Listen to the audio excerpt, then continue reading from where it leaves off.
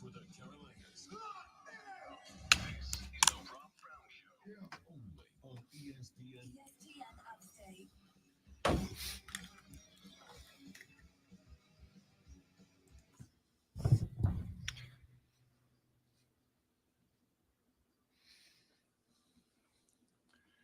Well, hello there, you beautiful people. How do you do? Welcome in, folks. The Rob Brown Show's on your radio. This is ESPN Upstate. Hello, Upstate, South Carolina. Hello, America. Hello, world. It is great to be with you again. What's happening, y'all? Hope you're doing exceptionally well. My name is Rob Brown. The Rob Brown Show is on your radio. This is ESPN Upstate. Monday. What a sports, a good sports weekend, by the way. Good sports weekend, and we're going to get into it hot and heavy here in a moment. But before we do, let us introduce the man that is in charge of the plan, the alpha and the omega of ESPN Upstate, the great one, Colonel Grudge, hashtag Dad Kicks, the content cash cow, Lonzo, at the helm today. What up, Zoe? Hello, everyone. It is a great pleasure to be back with you again for another week. You sound like you're about to give us 3 or 4 pages of your new book that you're here to introduce. Hello, everyone. It's wonderful to see you all again. It's a self-help book. It will help you to get over when people tell you how your fandom should be. It's about fandom, and will teach you how to be you and not let, other media outlets or other avenues tell you that you can only be a fan of this, because fandom comes within your heart. So it's a wonderful book, and I hope everyone buys it. Deep, bro. Deep. I don't know where to go from that. Controversial, biting, a lot of other things also, but yes, in the electrifying. End, yes, but in the end, you're going to be a better you. It'll make you laugh. It'll make you cry. Texture says, Rob, please start the show with how good that umbrella drink was. For those of you that happen to be by your phone or your PC yesterday afternoon, your boy decided. So I have 2 announcements to make to open the show today. Number 1, Lonzo, is I have now come clean to the family. I can tell you all, Rob has a puppy now. Rob, a couple of weeks ago, and the lady friend adopted a puppy. We got a boxer lab mix. Her name is Remy. Remy Laveau is her name. She's an absolute sweetheart. Fantastic dog. She's 9 weeks old, and she, Lonzo, hates to sleep through the night. She's not a big fan. She would like to be up and let out like every 45 minutes to 2 hours. So we're trying to get her socialized, and whenever we get the chance, try to get her out and wear her out a little bit, get her energy up. And so I took her out yesterday into public so that she could be around other dogs and she could be around people and start to get socialized and all that good stuff. And I texted out of the blue one Mark Ryan and said, hey, we're out in public if you'd like to join. I'll tell you the truth. I had actually forgotten that Mark Ryan owed me a drink, and that I told him on air that when he paid up on the bet that he lost to me, that when he paid up, I was going to demand that he order the most fruity, girly, flowery drink in whatever drinking establishment we happen to find ourselves in. All right. So I'm not cracking here. It may come across as that. But did you have to research, or did you already know? Oh, I already knew. You already knew what that drink was. I was. getting. Absolutely. Okay. All right. We got to we went downtown. It was me. It was Mark Shelley from the Rabbits, our buddy Tim from the Rabbits, and the lady friend and their wives. And I texted Mark Ryan and I said, hey man, look, if you want to join, love to have you. And he said, you know what? I will. I'll come out. I need to get out of the apartment. So he shows up, and I made Mark go to the bar. And order me, Lonzo. And I want to say the name of the drink was an Apple Blossom, right? It's a gin-centered, apple-flavored drink. And I told him that I wanted it ordered. With an umbrella and a flower petal as garnish. That's So what I wanted. it's already a fruity drink. You wanted it to be as frou-frou as it possibly could be. Correct. And the only reason that's what I went with is because they didn't have like a hibiscus drop with honey infusion or something like that, because I'd have gone with that. Does that even exist? I'm sure it does somewhere. Okay. So I get an apple, what was it called? Apple, I don't remember. Something apple something. But it comes in like a little rocks glass, and they scoop apple like a melon baller, you know what I'm talking about? They scoop out of the side of an apple, so it's got little apple chunks in there, and it's sugar and cinnamon rimmed around the glass. Well, Mark did outsmart me in one case, because I told him from the beginning that I was going to Facebook Live him ordering this drink, right? I was going to Facebook Live him ordering the girliest drink on the bar. So he goes into the bar, and I go ahead and go live on Facebook. And I think he figured it out, and he played me a little bit. And good on him for it, credit for it, because instead of going left to the bar, Zoe, he took a right, and he went over to where you order food, because you order food in a different place here. And my goodness, I don't know what he ordered, but it must have taken him 7 minutes to order that food. And the entire time he'd look over his left shoulder, and I'm sitting there with the phone up, and I'm just holding it backwards going, there he is. I'm waiting on him, ladies and gentlemen. Best drink in the bar. It's going to taste so. And I ran out of words to continue this video, waiting for him to go to the bar. So I'm like, you know what? I'm going to get off. I'll come back live if he ever makes his way to the bar. 10 seconds out, I put the video down. I turn around, I get back to the table. And it's like a magician in the amount of time it took me to end the Facebook video, turn back around to the table, ask the lady friend to take the puppy so that I could go inside. He's back with the drink, and he looks at me and he's like, here. Well, in his defense, he has a few allergies. So if he's ordering food, he has to be a little picky so he doesn't die. So I would think, I believe that that's the reason, and not that he was being clever and waiting till you decided that you were done. I don't know, and I don't know if I got played and he knew what I was going for and was able to run the old counter reverse to get around it, but he did. But I will give him credit. We made a bet on air pre-NFL season. I bet him that Urban Meyer would not finish the first season as the head coach.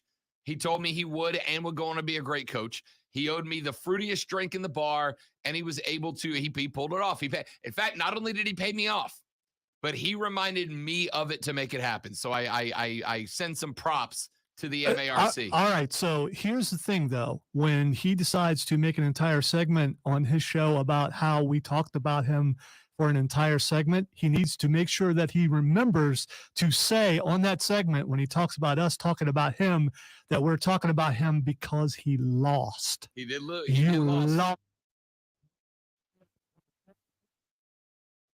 If he should bring that up, please, listeners, make sure that you keep him accountable for the reason why he was talked about, because, for that moment, he was a loser. Ladies and gentlemen, and Lonzo, let's start the show. Let's do lunch. This is a very nutritious lunch. All the food groups are represented. You guys hear? What in the wide world of sports is going on here?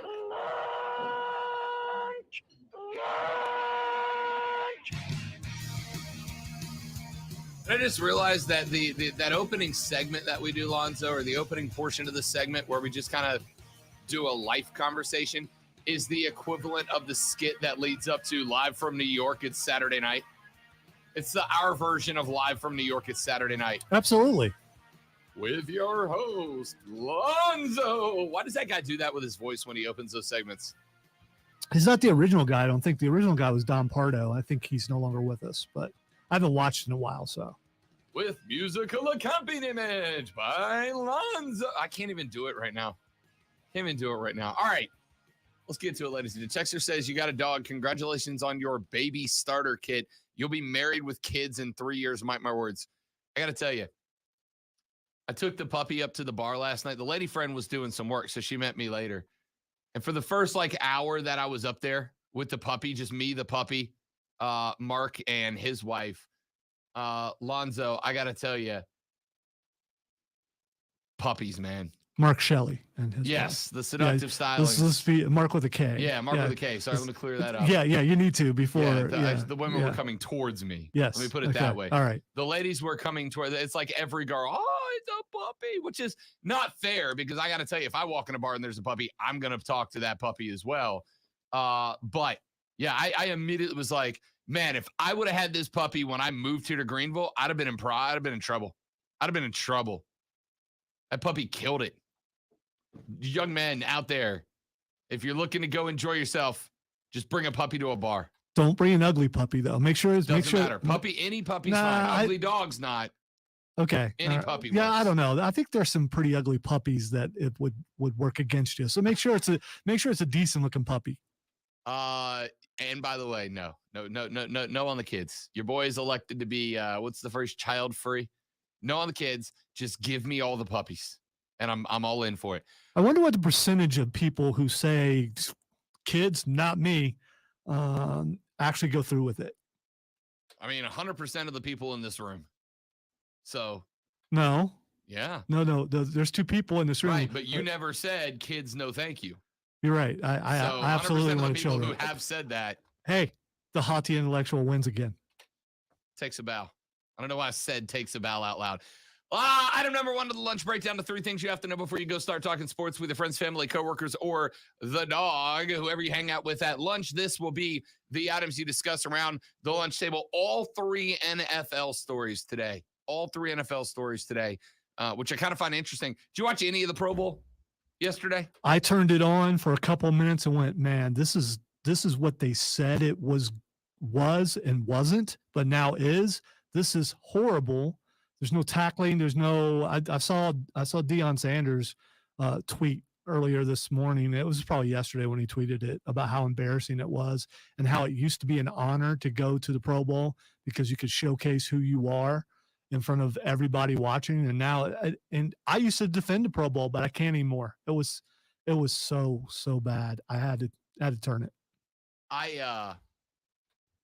It was on at the bar, right? It was on at the bar. I watched the second half, and the guys that I was with, it was all complaints about the Pro Bowl, right? All complaints. Oh, we watched the quarter and a half. I didn't see the first guy get tackled. And I realized that was right. I think through the third and fourth quarter, Alonzo, I think I saw one guy go to the ground, right? Basically, the refs ruled that if you touch, it was basically touch football. Yeah, there used to be that one guy on defense who didn't care. Yeah. That's just what he did. Yeah. He's going to tackle you no matter what. And his peers can get on him and say, hey, man, we don't do that here. And he didn't care. That guy's not there anymore either. Yeah, it was touch football to the point that I now honestly think they might as well just scrap the Pro Bowl. I think they ought to just scrap the Pro Bowl. And Lonzo, we had this idea yesterday. Let's just turn it into a 7-on-7 flag football game, right? Forget the pads and the because there's no need for the pads. And by the way, I don't hate it. I don't care because it's not a real game, right? It's not a real game. Let's all just chill. It's not a real game. Let's make it a rookie bowl. Just bring in all the rookies and let them play because they'll play. And they're still trying to prove themselves. Because I got to tell you, for the same reason kids are leaving college, right? If you ask me as a rookie and I got a 4-year contract, I'm not going to blow my ACL out at the Rookie Bowl or the Pro Bowl, knowing that I still got the rest of my life ahead of me to make money. I'm telling you what you do is you turn it into a 7-on-7 flag football passing camp. And here's my rule, right? Because I still want offensive and defensive linemen to go. Lonzo, my rule is this. It's 7-on-7, right? You have one defensive lineman and one offensive lineman to block and get through. It's still flag. But of the 4 wide receivers, Lonzo, on every play, one of the receivers must be an offensive lineman and one of the DBs must be a defensive lineman. And you let them go against each other in that way, right? So you get a quarterback, one offensive lineman to snap the ball and block, one defensive lineman to rush. Then you have 4 wide receivers and 4 defensive backs But the rule is one of those receivers must be an offensive lineman. One of those receivers must be a defensive lineman to work against each other. Because you know those big boys, they're going to run like 2 routes and then be winded, right? So now we rotate offensive and defensive linemen through there, so everybody's involved. And I got to tell you, and the fellas at the table yesterday said the same thing. I did not make any special plans about the Pro Bowl. In fact, when I got to the bar yesterday, I had forgotten the Pro Bowl was on, right? I got there and I'm like, oh, crap, that's today. I forgot. If you told me it was a 7-on-7 passing game, right? And then maybe do something where like there's a red 1-foot line that travels in the back of the end zone. And if you catch the ball and only touch red, it's worth 2 touchdowns instead. Give me something that like what was the MTV? MTV used to do a basketball thing where they put celebrities and athletes together. Was it Rock and Jock? I think Rock and Jock basketball. Give me a modern day Rock and Jock Pro Bowl that's flag football, and then it becomes must-watch TV. My wife is like, "Are you watching the Pro Bowl?" And I was in a different room. No. I said, "Turn it on." You'll see why. She turned it on for a few minutes and then turned it to the Olympics. I mean, it's not football. And this is what I said. I must have said this 50 times when I was out and about yesterday. It's not football, right? It's not football. Don't tune in expecting a football game because you'll be disappointed, right? Like I wouldn't, if you come to my house for dinner and you're expecting a Michelin star meal, you're going to be disappointed. That's not what you're there for. You're not there to watch a football game. You're there to watch the best football players in the world have some fun and show off a little bit, right? Run some ridiculous trick plays and try to throw for 600 yards. That's what you're there for. If you watch it like a regular football game, you're going to be wildly disappointed. Texture says, I did not watch the Pro Bowl, but I did watch the NASCAR race in California. It was a decent race with cars not looking like normal cars anymore. Yeah, they're not normal cars anymore, right? Like the biggest lie in sports is stock car racing. There's nothing stock about their cars. That being said, phenomenal race. It was a lot of fun. It was a lot of fun, that race. It was demo derby. It was guys smoking tires coming out of turns because they've never raced a track like that before. It was Ice Cube dropping bars during the intermission. It was great. All right. A couple things in this. First, it looked like, when your grandma buys you that racetrack and she doesn't have a lot of money. So it's just basically it's real little. And you can't keep the cars on the track because the cars go faster than the length of the track. Yep. It looked like that. And Ice Cube had to be standing up there going, these people have never heard me in their entire life. No, man, that was California. There's a couple guys out there. It did not look like his demo. That's all I'm saying. No, did not look like he was having a good time. He was sweating too, but still, I mean, it didn't look like, to me, it didn't look like his demo. I thought it was cool, right? Like they announced that something like 75% of those who bought tickets had never been to a NASCAR race before. That was a CNBC event, but it worked phenomenally well, I think. See, I watched a good portion of it because I knew you were going to be talking about it. And I'm not a NASCAR fan, but I've seen NASCAR races. I've been to a couple of different racetracks, not on that level, but I've been to racetracks before. And that thing is that it looked dinkier than a small dirt track. Oh, and it was a rough race. And, I'm disappointed. No helmets thrown, but a Hans device thrown. I don't know what that does, but Race, it keeps you. No. I know what it does. Gotcha, okay. I meant the throwing of it. Throwing action of it. I mean, because you're not going to do any damage, and plus the way the thing's designed, aerodynamics, you're not going to get the same kind of velocity or impact that you will throw in a helmet. If you go throw your helmet. All right, we're gonna come back to that later because I thought it was phenomenally well done. I enjoyed it a lot. So we'll talk about that. I managed to, in a fit of obviously, I managed to not get a single lunch breakdown topic in here. So when we come back, I'm gonna get into all three, and here's why I think all three are worth the segment. And I'll tell you what they are when we come back. My name is Rob Brown. Lonzo's on the ones and twos, and you're listening to the Rob Brown Show on ESPN Upstate. Prisma.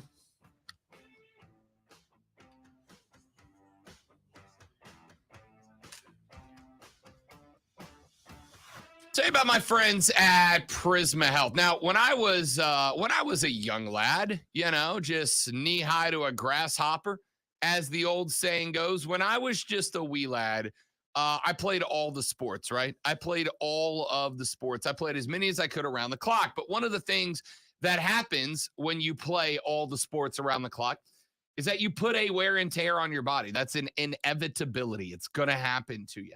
I had sprains, I had tears, I had pulls and all kinds, deep bone bruises. I had it all. And here's the thing. I wish I would have had a group around me like Prisma Health here is in the Upstate. Prisma Health, the official team physicians for the Carolina Gamecocks and the Clemson Tigers. When a football player with a tiger paw or the black C on the side of the helmet have an injury of any sort that they need sports medical help with, they turn to Prisma, and they do it for a reason. It is because Prisma has the best chiropractic, orthopedic, and sports medicine facilities and practitioners in the area. They know that joint pain and sports injuries can have lifelong effects that make daily life more difficult, and they want to help you get through that. They have extended hours and weekend appointments with their sports medicine specialist available at some locations, and 2 full-service walk-in orthopedic urgent care clinics for all sports injuries, including strains, sprains, fractures, and more. You can learn more by visiting prismahealth.org/orthopedics, prismahealth.org/orthopedics. It's our friends at Prisma Health.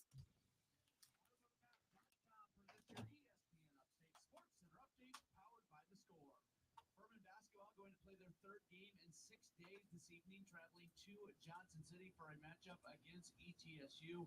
Furman had their 5-game winning streak come to an end on Saturday when they lose to UNC Greensboro 58-56. So Furman right now 17-8, 9-3 in the SoCon. ETSU 12-3, 4-8 in SoCon play. We'll have the broadcast for you right here. Clemson basketball on Saturday. They fall short at Georgia Tech, losing 69-64. South Carolina basketball on Saturday. They lose against Tennessee 81-57. They play Kentucky coming up tomorrow.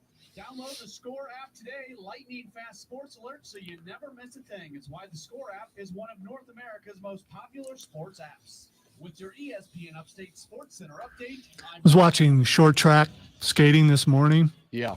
And the announcers were trying to skirt around the fact that there were some questionable decisions by the judges to make the Chinese people athletes win. That was interesting to hear them say that because you can tell that I don't know that they're necessarily scared, but they know that they have to be careful, and trying to hear them because they're just more so than just about anything other than, figure skating or something. Every time there's a fall, there's a dude over there and he's going through a bunch of stuff to figure out, whether it was a fault or not, a little bit of shove or something. And they were just, I don't know why that happened. And I've watched a bunch of, I've pretty much watched curling. I watched a lot of figure skating last night and saw a dude crashing a downhill. Oh, ooh. They had to do the thing where they had 2 skiers and they were in between to take them off. Yeah. Was that bad?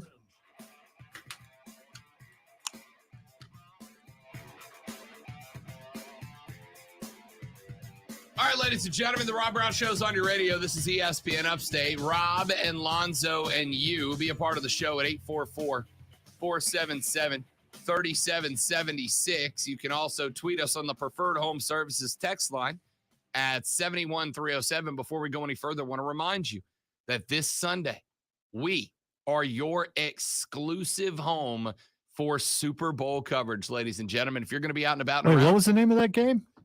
The Super Bowl. And you can say that legally. I can say it legally. Not even the first threat of a lawsuit, ladies and gentlemen. Not a fine, no nothing. Because you can only say Super Bowl, Super Bowl, Super Bowl, Super Bowl if you are carrying the Super Bowl. And guess who that is? Boom. Right over here. These guys. Got the Super Bowl for you this Sunday evening. If you're going to be out and about, working, driving the bus, whatever you got to do, You just crank that radio dial on over to 97.7 FM in Greenville, 97.1 FM in Spartanburg, to ESPN Upstate, and you can listen to the entire Super Bowl from pregame coverage an hour out all the way through the final whistle and the celebration. The Super Bowl is live and only on ESPN Upstate. Now that we have promoted the NFL, Lonzo, let's kick the crap out of the NFL for about, 32 minutes and 3 seconds left in this hour. I have got a couple of different stories for you. First and foremost, Mike Florio. You know who Mike Florio is, right? Pro Football Talk guy. Well aware of who Mike Florio is, yes. Mike Florio has really kind of become one of the heavy hitters in NFL coverage, right? Like if there's a report that comes out that Florio's name is attached to, they're usually pretty solid reports. Well, he dropped some bombs this weekend. He revealed in a new book that released, I think, late last week. The book is called Playmakers. And Florio in the book goes through some of the bigger stories in the NFL he's covered and how they worked out and whatnot. From the book Playmakers, which Florio shared some parts on Sunday night, he talked a little bit about Lonzo's favorite scandal, the National Football League, Deflategate. You remember Deflategate. That was when the Patriots, it turned out that they underinflated their balls, so to speak.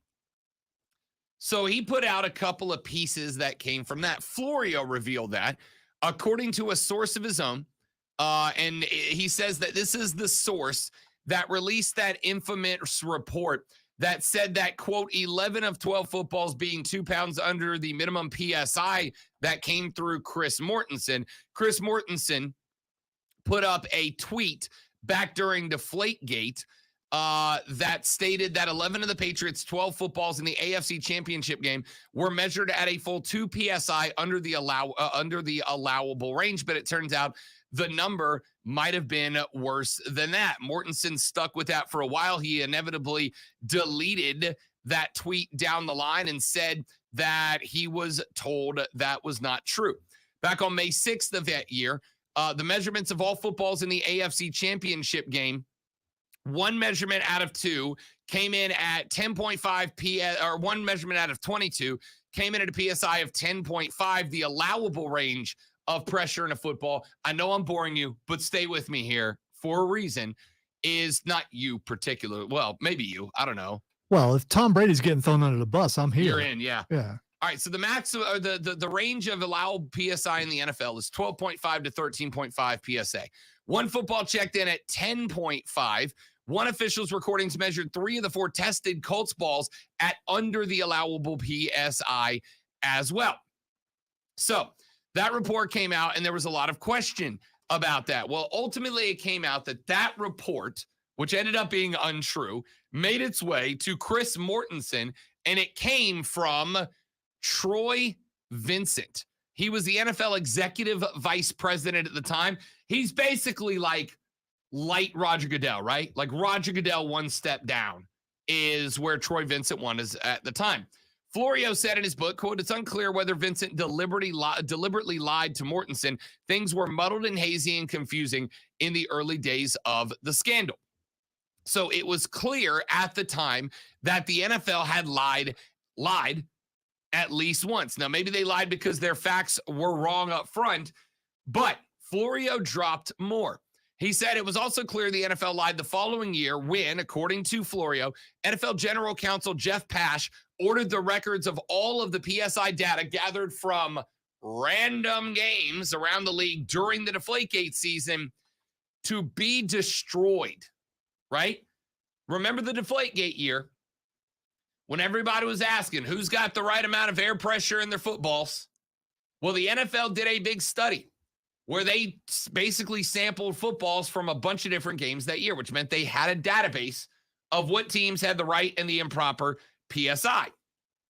Well, according to Mike Florio now, the NFL, before they had ever really addressed the whole thing, decided to have the entire database of that information just wiped, just cleaned, so nobody could go back and see it anymore.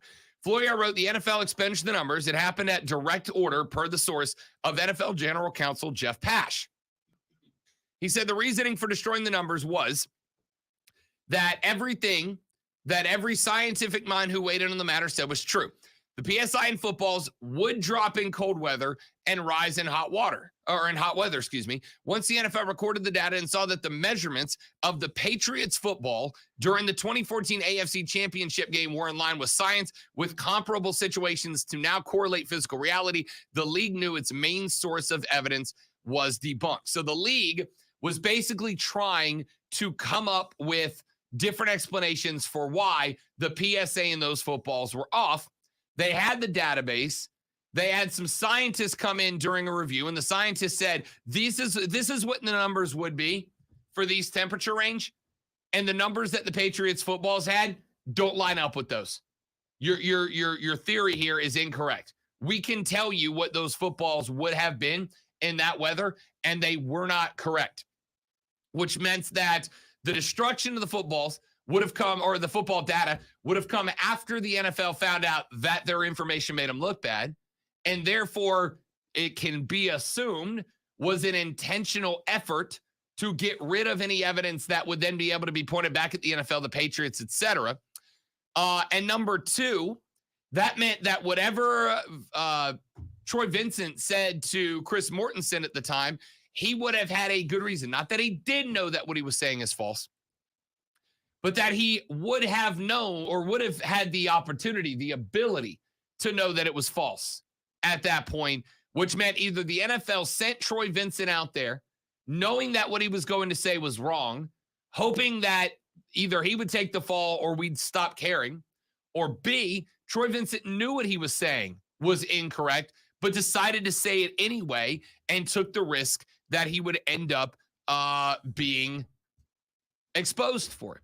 Long story short, Lonzo, there really is there's really no explanation here for why it is all of this happened, short of the NFL knew it was a bad look.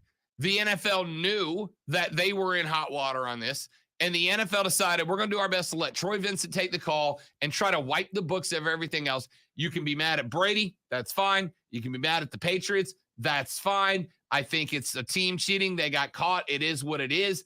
The problem you have here is the NFL went to great lengths to try to cover it up, and at least on one occasion definitely did, and perhaps did on a second, outright lie about what they had found when they ran the investigation into Deflategate. Do I care all that much about Deflategate? Not really. Doesn't really bother me all that much. What I do care about is now you have yet another example of the NFL straight lying to their fans about things that are happening on and off the field to protect the image of the Shield.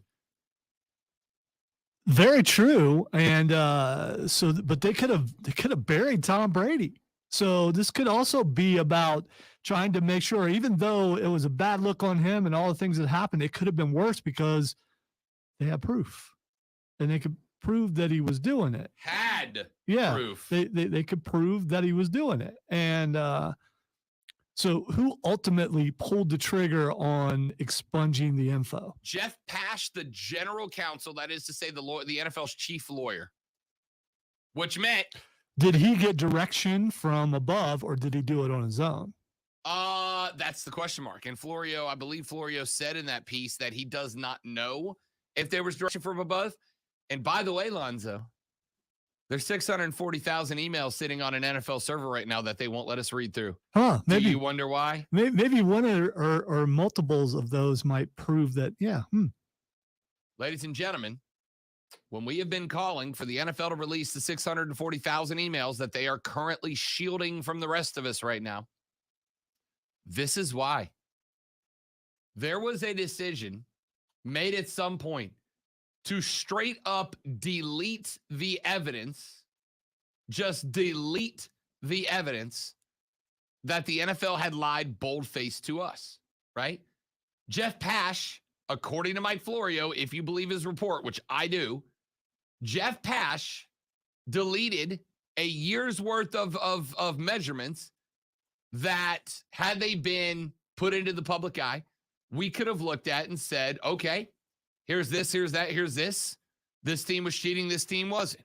Again, I don't really care about the cheating, right? It's not that egregious. To drop the ball by a PSI, to me, is not the most, it's not even close to the most egregious illustration of cheating we've ever seen in a league. I have a bigger problem with, we did the study, we did the survey, we found out exactly what the PSI and the footballs were across a lot of NFL games between a lot of teams, and then delete. I actually acted out the hitting the delete button. I know you guys can't see me unless you're on the stream. Cool. I also wonder if there was an email or text sent to Tom Brady saying, okay, we're expunging this, break your phone. I mean, I got to imagine if you're Brady, right? Like, I got to imagine if you're Brady, the potential is absolutely there that somebody in the league office went, hey, Tom, shh, Tom, over here. Listen, Tom, we deleted all of the studies about who's deflating footballs, so it can't be tracked back. But I need you to make sure that they can't find it through you either. And Tom went, cool, and just plunged the phone to the ground. Oops. Yeah. My goodness, are you telling me Motorola Razors can't swim? Well, there's a failed scientific experiment. Oh, well. We'll get them next time. When it comes down to it, it is very possible that Brady was tipped off and told to destroy his phone, and we're never going to find out. But again, I don't care about Tom Brady. I don't care about the New England Patriots. I don't care about anybody else deflating footballs. I promise you, every quarterback in the league has a pressure in the football that they like for their grip and have done things to make sure that the footballs they throw match up with that. Don't care.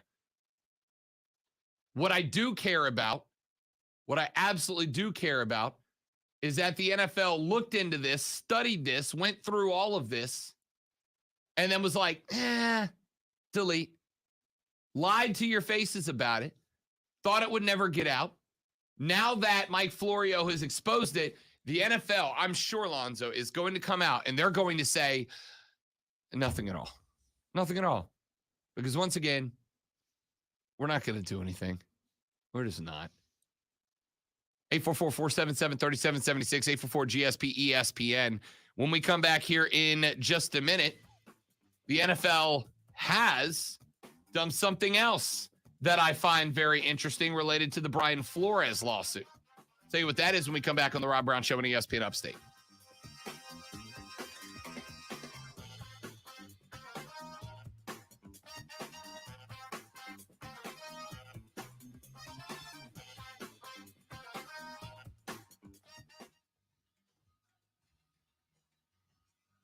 Trying to figure out at first why that guy curled in a different direction, but he probably his left hand. Saints running back Alvin Kamara was arrested on a battery charge in Las Vegas after being accused of injuring someone at a nightclub on the eve of the Pro Bowl. After playing in the Pro Bowl, he was taken into custody without incident. Later was released from custody after posting bond. Neither Kamara's refs or the Saints immediately responding to a request for comment. The Texans said today they finished additional discussions with associate head coach and defensive coordinator Lovie Smith about their head coaching vacancy. The Packers expected to hire former Raiders interim head coach Rich Bisaccia as their new special teams coordinator. ESPN's Adrian Wojnarowski and Ramona Shelburne report the Nets flatly refused to discuss trading James Harden when asked by Sixers president Daryl Morey 4 weeks ago. And with Thursday's NBA trade deadline approaching, that is where that dialogue remains.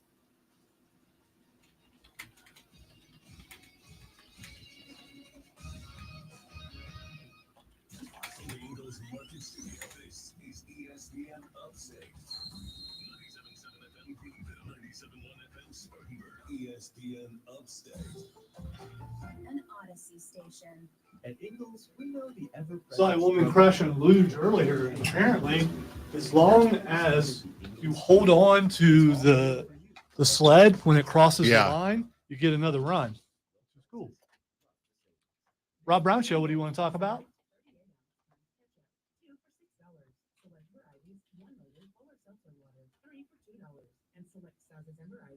Okay, what's your name? All right, hang on, Don.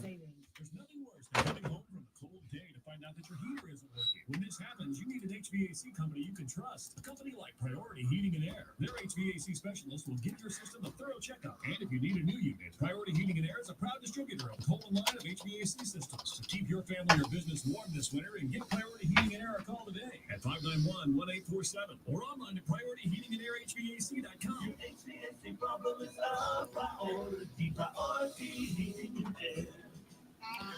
Well, you know, Stephen, at least it's not, at least it's sequential this time. I really enjoyed it, by the way.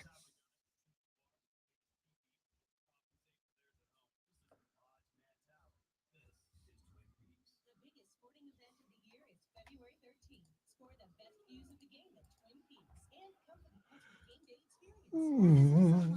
Delivery and enjoy your Twin Peaks fresh favorites from home. Twin Peaks, beach drinks, scenic views. Tango Day, everybody. Follow after me. And step, and back, and slide, and dip. That's tango.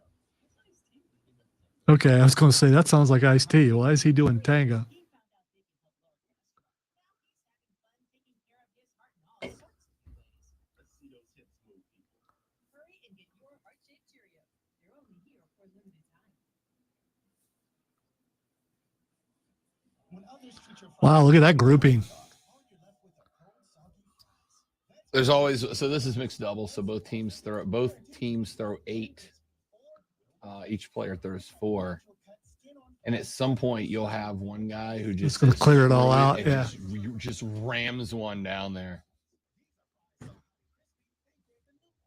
But it just depends, because like you may try to curl one in around the side and see if you can knock theirs out and put 2 on the button. I'll say he looked like he stuttered a little bit, and then he moved his head like, oh well. When he went to curl it, he kind of Got a great curl on it though. Back to the line. What was it? I don't know where he was trying to put it though.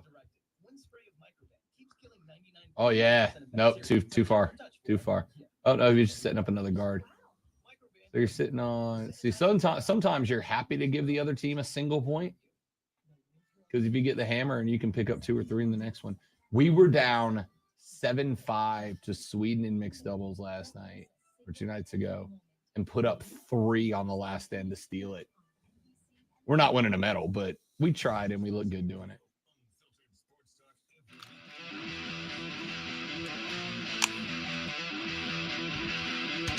Why, yes, person who definitely just asked.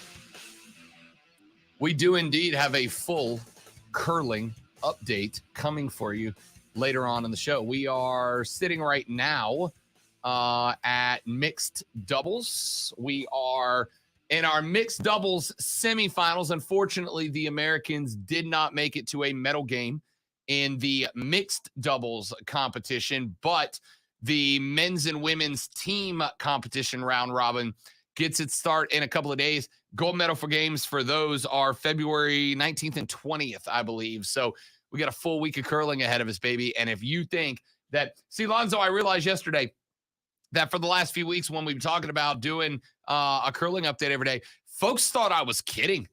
They thought I was making fun of curling. They thought it was a joke. Ladies and gentlemen, I take curling very seriously. Lonzo and I right now, as we speak, are watching the semifinal match between Italy and Sweden. And Lonzo, this is a barn burner right now, man. We've got like 6 stones inside the house. We've got millimeters separating 1 point from 2 from 3 inside the house.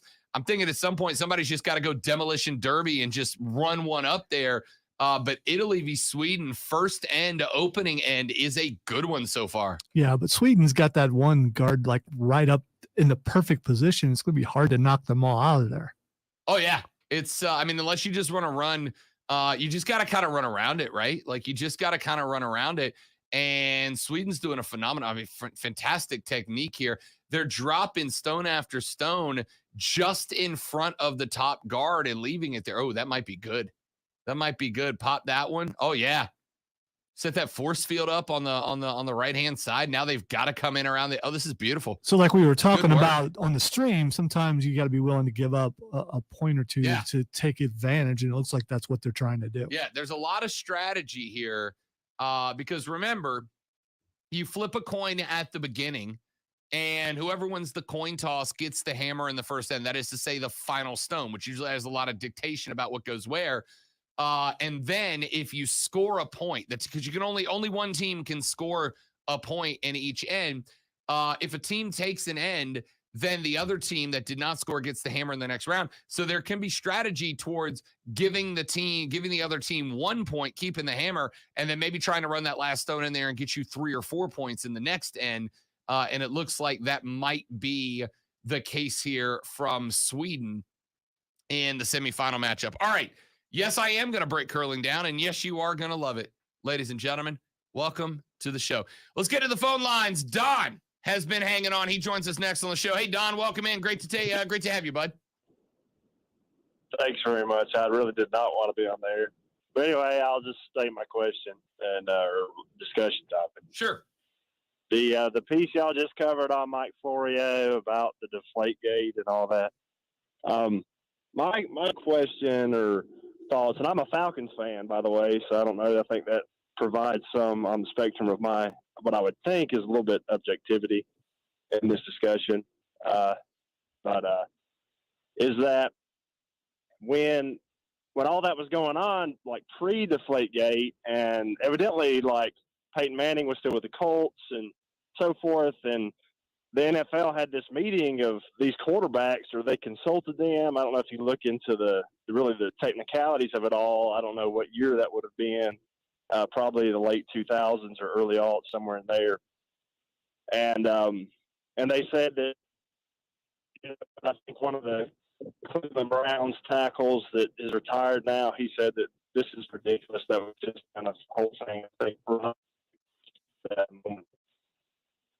Don, we're losing you, bud. We appreciate you. There you go. No, you're back. Sorry, you broke up just a little bit. Finish up. Oh, sorry. All right. So anyway, when they had that discussion about involving the quarterbacks on the air pressure in the footballs and stuff like that, and then there was a small story, and I can't remember, but I'm pretty sure I read it on ESPN back when all that was going on, but about how there was a group of officials that knew Tom Brady liked the pressure of the footballs at a certain level, and they were just kind of goofing off and said, well, we'll just inflate it real high. So I think that's an interesting, kind of way to look at it, or lens to look at it, is that, and I don't think. Appreciate it, Don. Thank you very much. We lost you, unfortunately. I kind of get the direction you were going.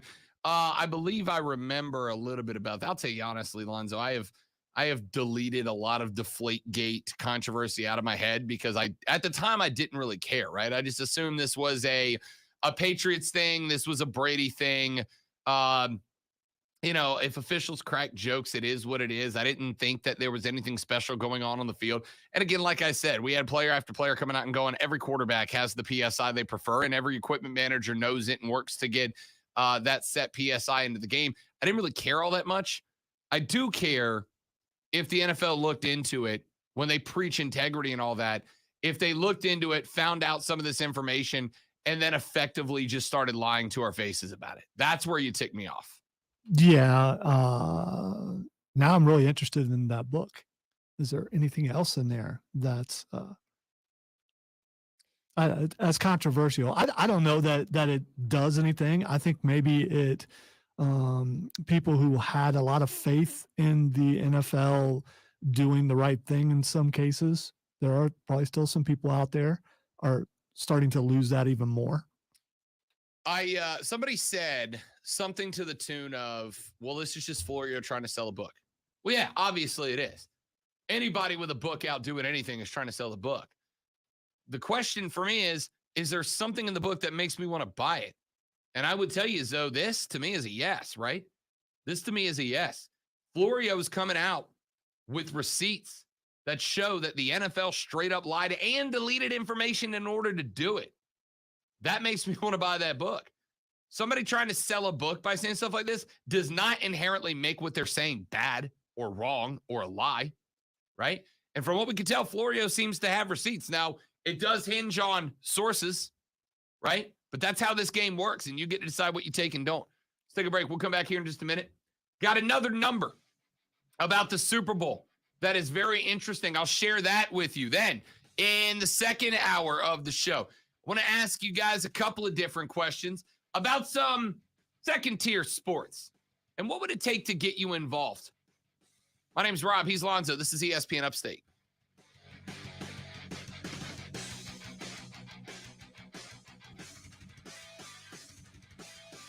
Good and worth the time invested, just not great. See, I thought Winter Season 1 was great. Is it not as good as? I thought Winter Season 1 was great too. I thought it was great. But I'm a fan of the game. I'm a fan of the books. So I may be over. Yeah. I thought season. I never had anything Witcher. The effects budget is more for season 2. The storyline is streamlined. But is it good? I loved it. Season 2? Yeah.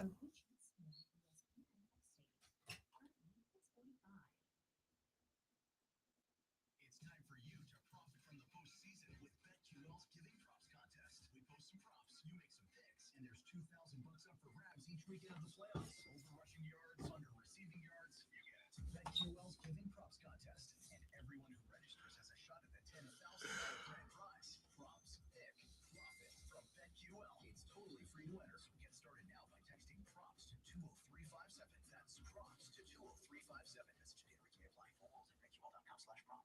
If you suffer from chronic joint pain, don't assume that steroid shots, pain pills, and surgery are your only options. You can now get real, lasting, life-changing relief from QC Kinetics. Hey everybody, it's Charlie James. QC Kinetics is the nation's leader in using biologic therapies to repair damaged tissue in your aching joints. The success rate is staggering. People with knee and back pain, shoulder pain, hip pain, they're moving again. They're enjoying life again. And you will too with the help from QC Kinetics. This advanced, unique treatment protocol uses natural biologic agents, mostly from your own body. These powerful, highly concentrated growth factors are put directly into your affected joint, going to work to soothe the inflammation and restore damaged tissue. A truly regenerative treatment. No surgery, no drugs, no downtime. Finally, a new, different, highly successful approach to dealing with joint pain. Isn't it time you got a second opinion? Call QC Kinetics now and wake up to a life without pain. Call it today here in Greenville and Asheville. 864-448. Witcher 3 is the greatest game ever made. Wow, lofty praise. I'm gonna have to get the Witcher games, ain't I?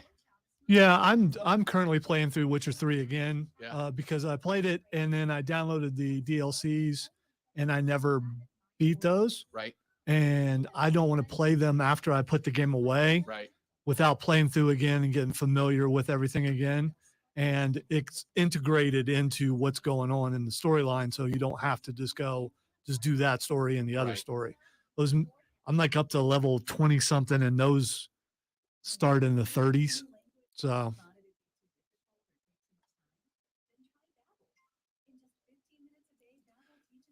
another way you can tell if a game's pretty good is if it's still almost full price Yeah, after years later. that's a good throw. That's got good weight. Nice. I like it. I like it. Golfers, the best upstate deal on Look at your Twitter. I don't know if you saw this or not yet. I don't have Twitter open yet. No, I was missing something. I did. I love it. Phil Murray is a boss. Did you see Tyreek at the NHL All-Star game? No. So Tyreek showed up in an NHL jersey, got the cool, like, round glasses on, right? He challenges Usain Bolt to a race, then takes 2 tall boy beers, stone colds them, like, takes him down, throws him down, and just, Tyreek was loving the NHL All-Star game. It was awesome.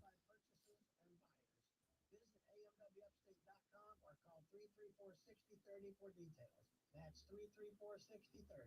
And remember, the best windows are American made. So a friend told me about Mr. Clean Magic Eraser, and his exact words were, It is a good game. It's a really good game. I would rank it pretty high. I don't know if it's the greatest of all time for me, but it's up there.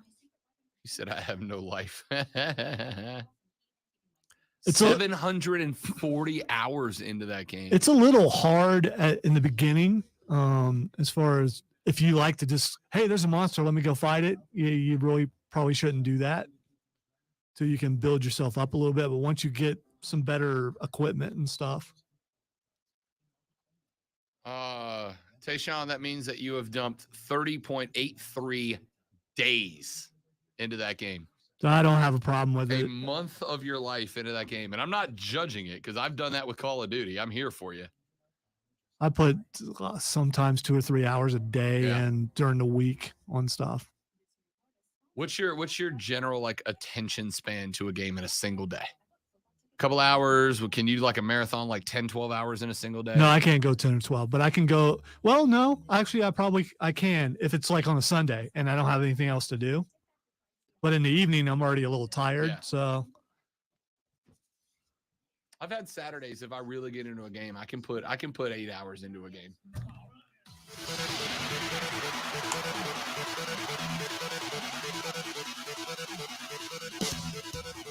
So we told you last week that the cheapest that you were going to get into the Super Bowl this year if you wanted to go. The cheapest you were getting into the Super Bowl this year if you wanted to go was going to be about $5,000, right? Going to be about $5,000 to get into the door. Well, it's going to cost you that much to park at the Super Bowl now. If you want to go to the Super Bowl in LA, the cheapest parking spot available on StubHub, because people are selling tickets to the parking lot. The cheapest parking spot right now for the Super Bowl lifted on StubHub, Lonzo, $391. And you might go, well, if you got $5,000 for a ticket, that's not awful, right? Just shy of $400. That parking spot is 1.1 miles away from the stadium, and you're paying $400 for it. what are helicopter rentals going for? I tell you, it might be cheaper. Can you Uber a helicopter? Maybe. The most expensive spot, if you want to park at the Hollywood Park Casino right next to the stadium, $5,000 to park. Not hang out at the casino with a bedroom, to park. Hour number 2 coming up next on the Rob Brown Show, ESPN Upstate. I knew you saw it, but just in case. Yeah. I like doing that. It's fun. Oh, here comes the demo derby, Stone. Just manning it, hulking it. Nice. And Look at the goal. He wanted more than that. Yeah. He wanted more than that. Furman basketball going to play their third game in 6 days this evening, traveling to He's not going to be thrilled with that effort, ladies and gentlemen. TSU. Furman had their 5-game winning streak come to an end on Saturday when they lose to UNC Greensboro 58. All right, so now she. 56. So Furman right now 17-8, 9-3 in the SoCon. What are we doing here, Lonzo? 12-3, 4-8 in Oh no, I've seen her before. She's got that wicked look in her eye, like she's got this. You don't want to that red one that's at the top. You don't want to bump that in any further because they could slide that one in for 2. They lose against Tennessee 81-57. They play Kentucky coming up tomorrow. Download the Score app today. Lightning fast sports alerts so you never miss a thing. It's why the Score app is one of North America's most popular sports apps. See, we were just throwing or sleeping. I think throwing and then getting up to sleep would be exhausting. Oh yeah. I mean, they have to be. All right, so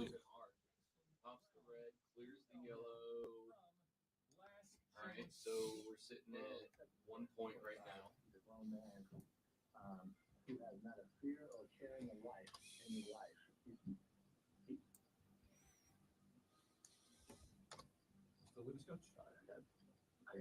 I got told to be quiet. I'm at the greasy. Hey, Coach, we'll bet you nobody is Coach. Real Coach Jason Brown. I hit the dump button twice. Andy got shushed on the green at a PGA Tour event. Oh my God, I feel so bad. Oh my God, I feel awful. I got Coach Jason Brown shushed at a PGA Tour event. The Upstate is talking about offsides with Mark Ryan. Now, 3 p.m. on ESPN Upstate. Radio.com is now Odyssey. Download the Odyssey app and listen to ESPN Upstate and all the sports, news, music, and podcasts. We'll make sure you and your people do everything possible to see that it is. All in one place. It's the Odyssey app for ESPN Upstate. Odyssey is your new home for all the audio that matters to you. Download the Odyssey app today for all the sports you love. Oh, he's going for it again. Going for the Hulk smash. He's gonna clear that red all the way out. Bang! Look at that. That was awesome. Beautiful artwork. He could take 3 on this.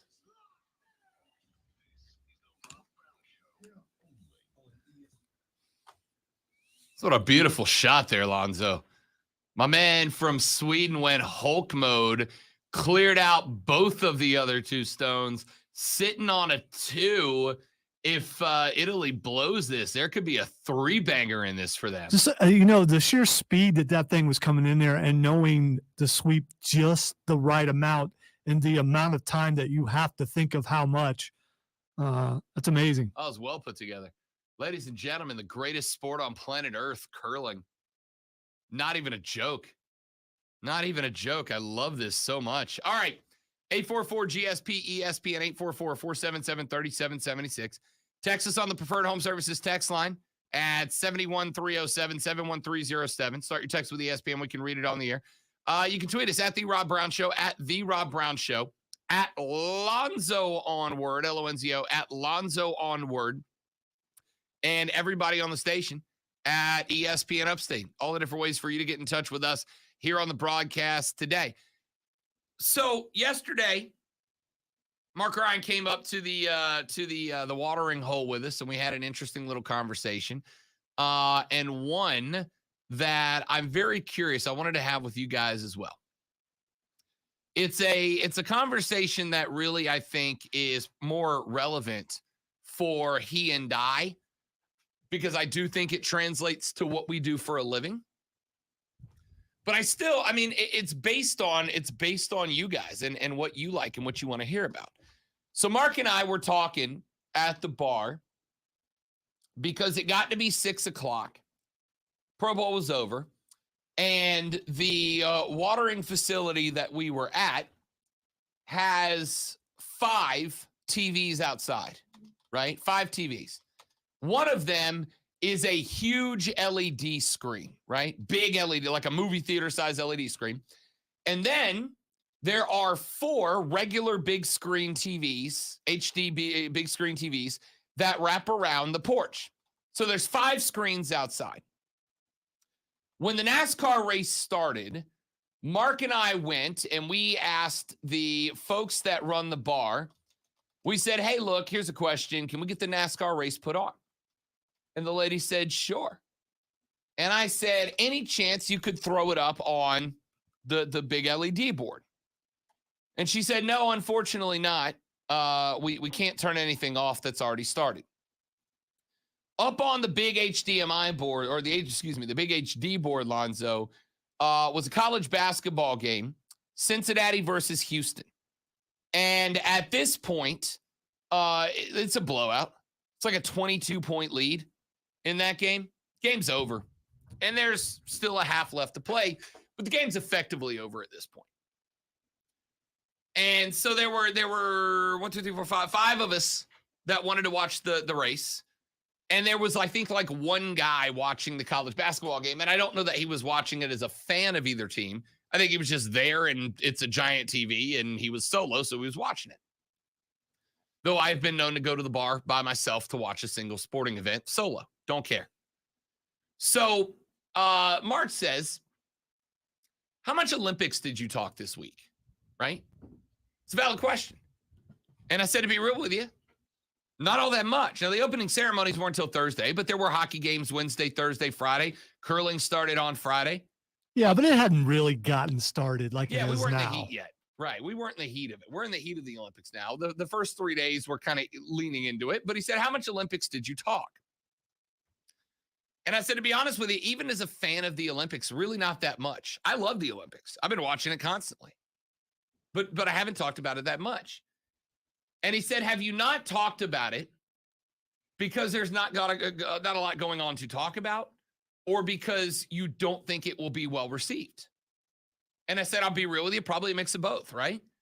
Like, I don't think, Lonzo, that even if we tried and got excited about it, I don't think I'm going to get a ton of downhill slalom fans that want to talk about Michaela Schiffer. I don't think we're going to get a lot of that. This is more of a Summer Olympics kind of place, and because there's, as you've seen, what happens when there actually is snow. People don't want to be reminded of that. Yeah, I think, if this is the Summer Olympics, we're probably doing a lot more of it. Winter Olympics a little tougher. Now, I think if we're in Salt Lake City, if we're in Denver, if we're in Portland, if we're in cold weather, snowy environments, probably get a little bit more attention. But around here, we're a Summer Olympics community. That being said, I still think there's something beautiful about the Winter Olympics, about people who train for years and years and years, for most of them, one shot at glory. One shot. There's a girl who I was watching figure skating last night. Shut up. It's awesome. I was watching figure skating last night, and there was a girl skating for China who is from California, actually. She is a dual citizen, and she had been training. I mean, she's only 15, so she's probably coming back to another Olympics, but she had been training the last 2 years to get herself ready for an event. Lonzo, first jump, planted. I mean, full sprawl planted. And you could see she was wrecked, right? That was her shot, and she blew it. She was wrecked. There's something beautiful about the Olympics. But I also recognize that people like what they're familiar with. People like what they're comfortable with. People like to focus on things that they know. So I don't know. So he said, what are you doing to try to get people more interested in the games? What are you doing to try to get people more interested in paying attention to the Olympics so that you can talk about it more? And I said, I think the only way you can get people involved in a sport that they're not super familiar with is to get them to go eyes on, right? Like, you have to watch it. You have to explain it. And I told the story. I think I've told this story once on air right after I moved here a couple of years back. Back in like 2000, I don't know, what year are we in? 22, so 18, 14, so 2010. Was there Olympics in 2010? Was that Sochi? I don't remember. Anyway, like 2010 Olympics. I was a couple years into radio at that point, and I was doing an overnight show at the time. My show was like 9 to midnight or 10. Like 9 to midnight, 7 to, doesn't matter. It was late. All right. And those Olympics were kind of like this one, in that they were like, the majority of the events were on in the morning, not like these at like, I think the gold medal mixed doubles curling is at like 4:10 a.m. or something. But a lot of the gold medal events were at like 8 a.m., 7:30, 8 o'clock in the morning. And that year, curling was on. And that was the year I got into this sport. Really liked this sport, even as a beach kid. So I started talking about it. And people started texting the show about it. People started calling the show about it, emailing the show about it. And it kind of became like a little cult phenomenon, right? So I, because of my weird schedule, when I would leave work at like 6 a.m., I'd come in, I'd do my show, I'd do my work overnight. I was effectively a vampire.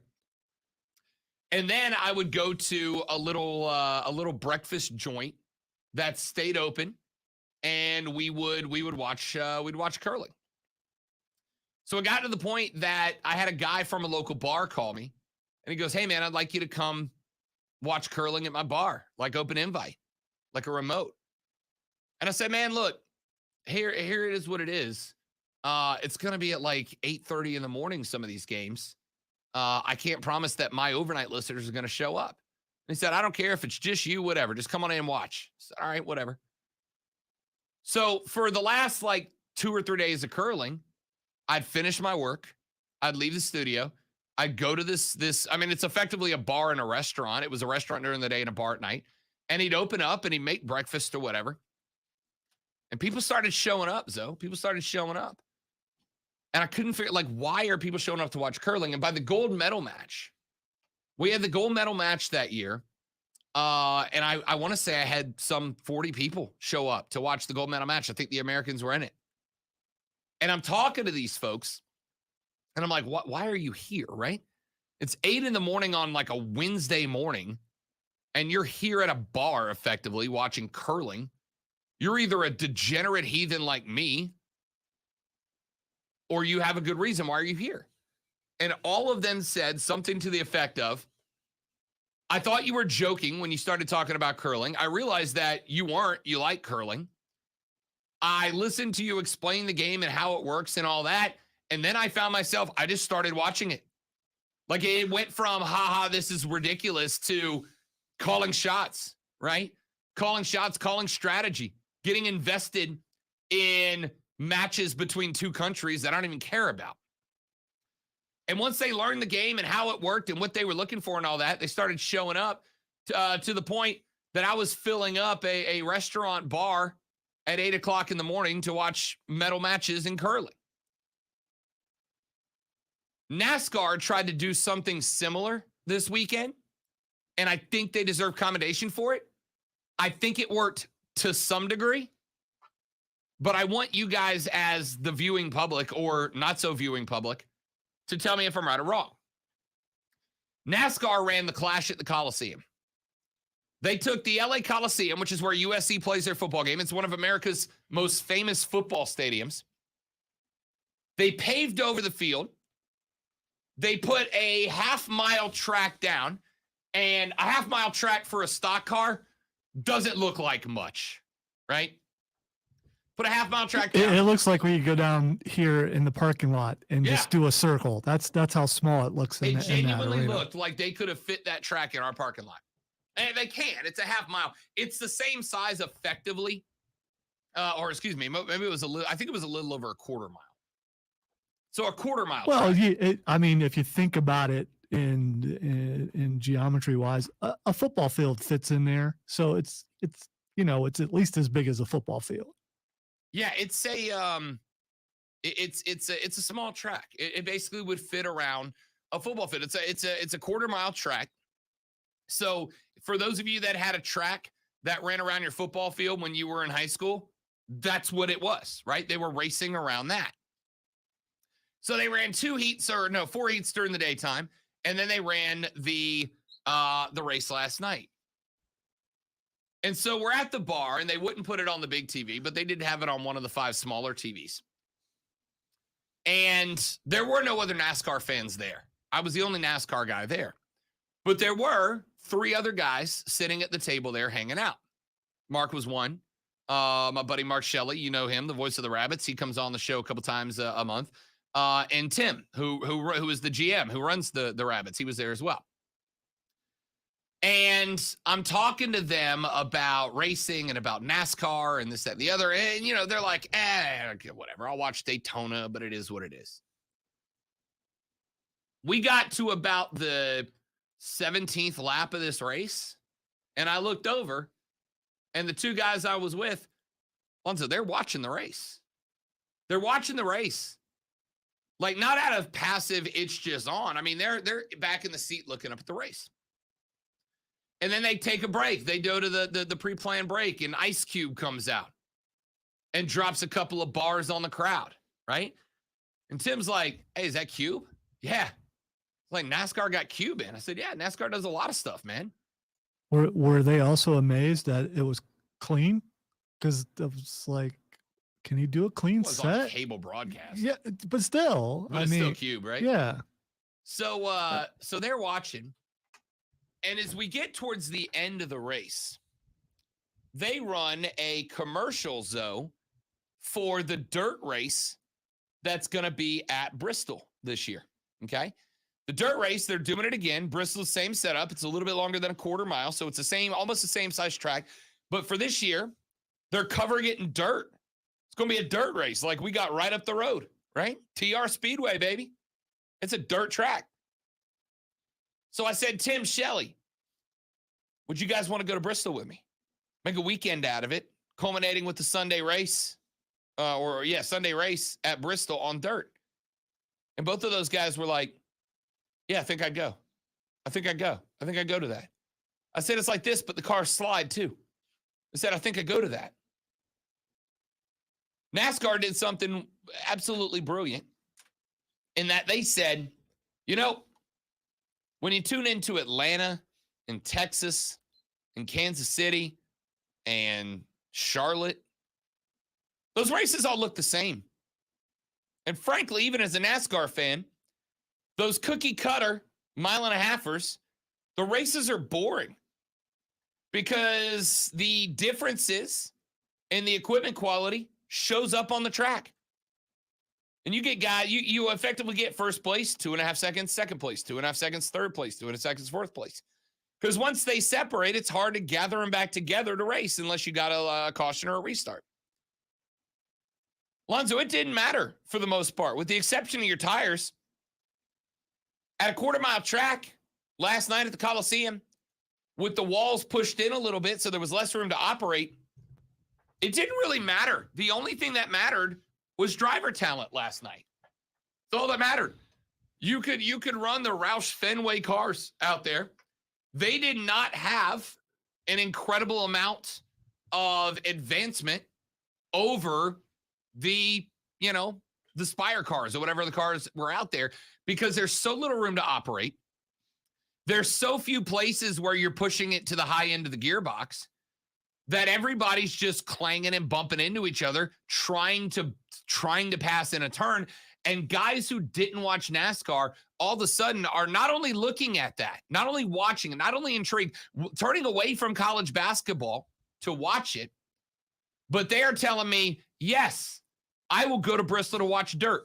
Yeah, they didn't want to go to Atlanta on pavement. They didn't want to go to Charlotte on pavement. There were 2 races they said they wanted to go to, Bristol on dirt and the Charlotte Roval Road Course. So all of these racetracks, I'm guessing, have the same sort of thing that this one did, that there's going to be a lot more bumping and a lot more wrecks. So it's more about the wrecks than it is watching the race.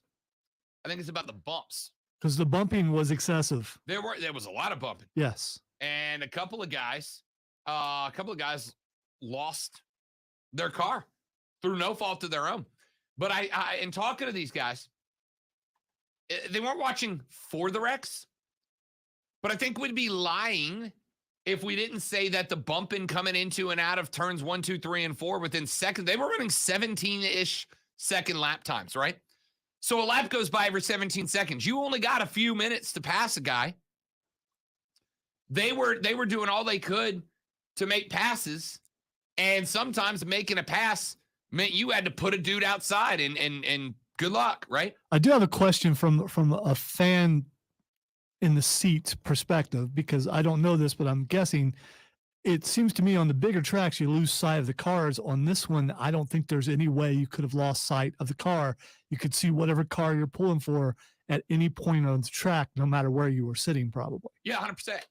That's the beauty of these smaller tracks, right? That's the beauty of Bristol. That's the beauty of Martinsville. That's because I'm just getting,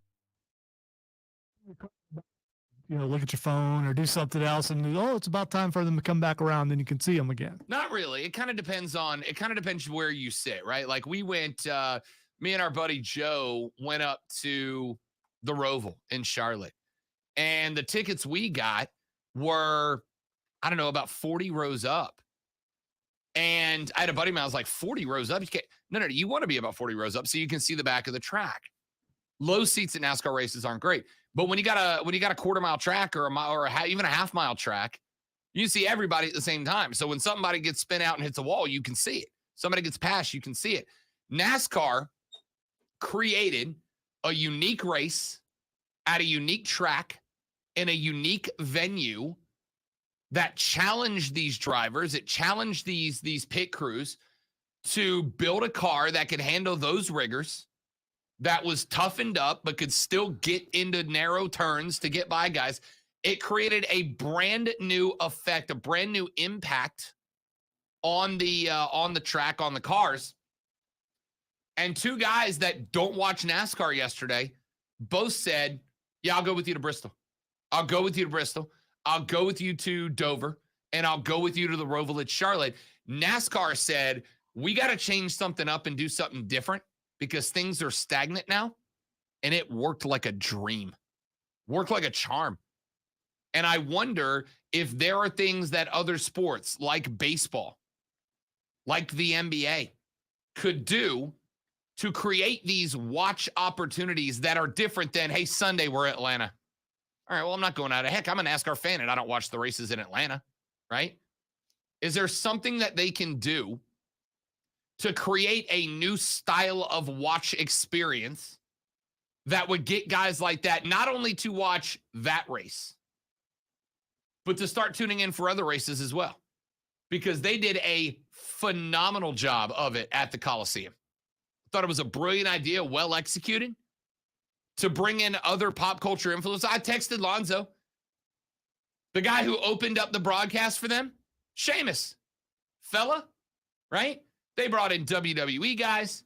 They brought in gangsta rappers. They brought in rock and roll superstars. They brought in movie stars. They brought in musicians. And the one thing I need to give them credit for that I haven't even yet done before we call this one a break was NASCAR going into that. They knew what this was, right? They knew that there were going to be new viewers, people who tuned in, college football fans who maybe don't watch NASCAR, but thought, wow, they're racing on the USC football field. I need to see this, right? They did, going into that race, Lonzo, about 30 minutes of 101 NASCAR, right? They took you through the cars. They took you through how they worked, how they run on the track with the driver see, feel, hear experience. They did a NASCAR 101 leading into that. And I guarantee you there's a handful of folks around the country who don't watch NASCAR who went, well, this is really interesting. Do I think they tripled their viewing audience? No, I don't. But that's not how TV works. It's not how radio works. You gain them a little at a time, and hopefully it exponentially grows as you go. They did a great job of that. Is there anybody out there? Maybe I'm wrong. Maybe I'm letting two guys that I was with create a recency and inherency bias that doesn't exist. Did anybody who's not a traditional NASCAR fan watch that race yesterday and think, maybe I could dig this? I got to think there were a few. Let's take a break. We'll come back here in just a minute. Keep it going. I got more NFL problems, plus a prediction that I made 2 weeks ago, Lonzo, and people are coming around to me. I'll tell you what that is next on the Rob Brown Show, ESPN Upstate.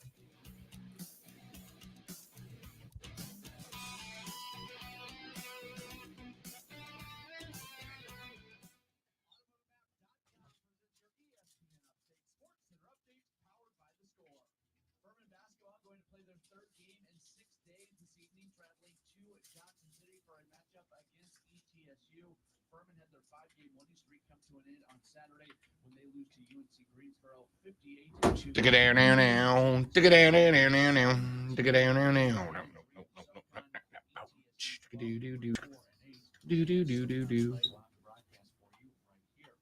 Clemson basketball on Saturday, they fall short at Georgia Tech, losing 69-64. South Carolina basketball on Saturday, they lose against Tennessee 81-57. They play Kentucky coming up tomorrow. Download the Score app today, lightning fast sports alerts, so you never miss a thing. It's why the Score app is one of North America's most popular sports apps. With your ESPN Upstate Sports Center update, I'm Matt Pauley. ESPN Upstate is your home for Furman Paladins men's. Grab me another beverage. ESPN Upstate, 97.7 FM Greenville, 97.1 FM Spartanburg, on your computer, smart speaker, and phone on the Odyssey app. I'm Chelsea Messenger, helping you beat the books with BetQL. Northern Colorado has lost its last 4 games against the spread, and while they didn't cover on Saturday night, they did win the game against Northern Arizona on a 3-pointer with half a second left. Now they return home for a rematch. Northern Colorado is the worst team against the number at home at 0-5-1, and Northern Arizona is getting points. BetQL won't guarantee vengeance, but it is a 5-star best bet. Without the ones like you, who work tirelessly to keep things running, everything would suddenly stop. Hospitals, factories, schools, and power plants, they all depend on you. No matter the weather, emergency, or time of day, you're the ones who get it done. At Grainger, we're here for you 24/7, with supplies and solutions for every industry, and access to product specialists ready to help. Call, click Grainger.com, or just stop by. Grainger, for the ones who get it done. How do you let your partner know that you're in the mood? We here at Bowman heard that some folks use code words to tell their partner that they're ready. Let's say they're at a crowded restaurant on time.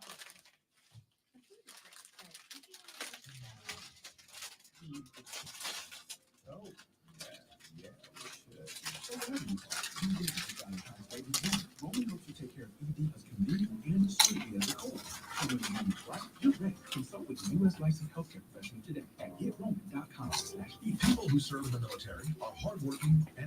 I'm a hard-working man. I wear a steel hard hat. I can ride rope, hammer and paint, do things with my hands. The most man. Kelsey, Tayshawn, what do you say about Warzone? Terrible right now with all the cheating, so I'll be waiting on Warzone 2 to drop next year. Yeah, me and the boys run, and we have basically shifted our mentality to we're not playing for wins anymore. We're just playing to hang out with each other. Like we were uber competitive up until the switch to Caldera. We were uber competitive. Like we came for smoke, we came for dubs.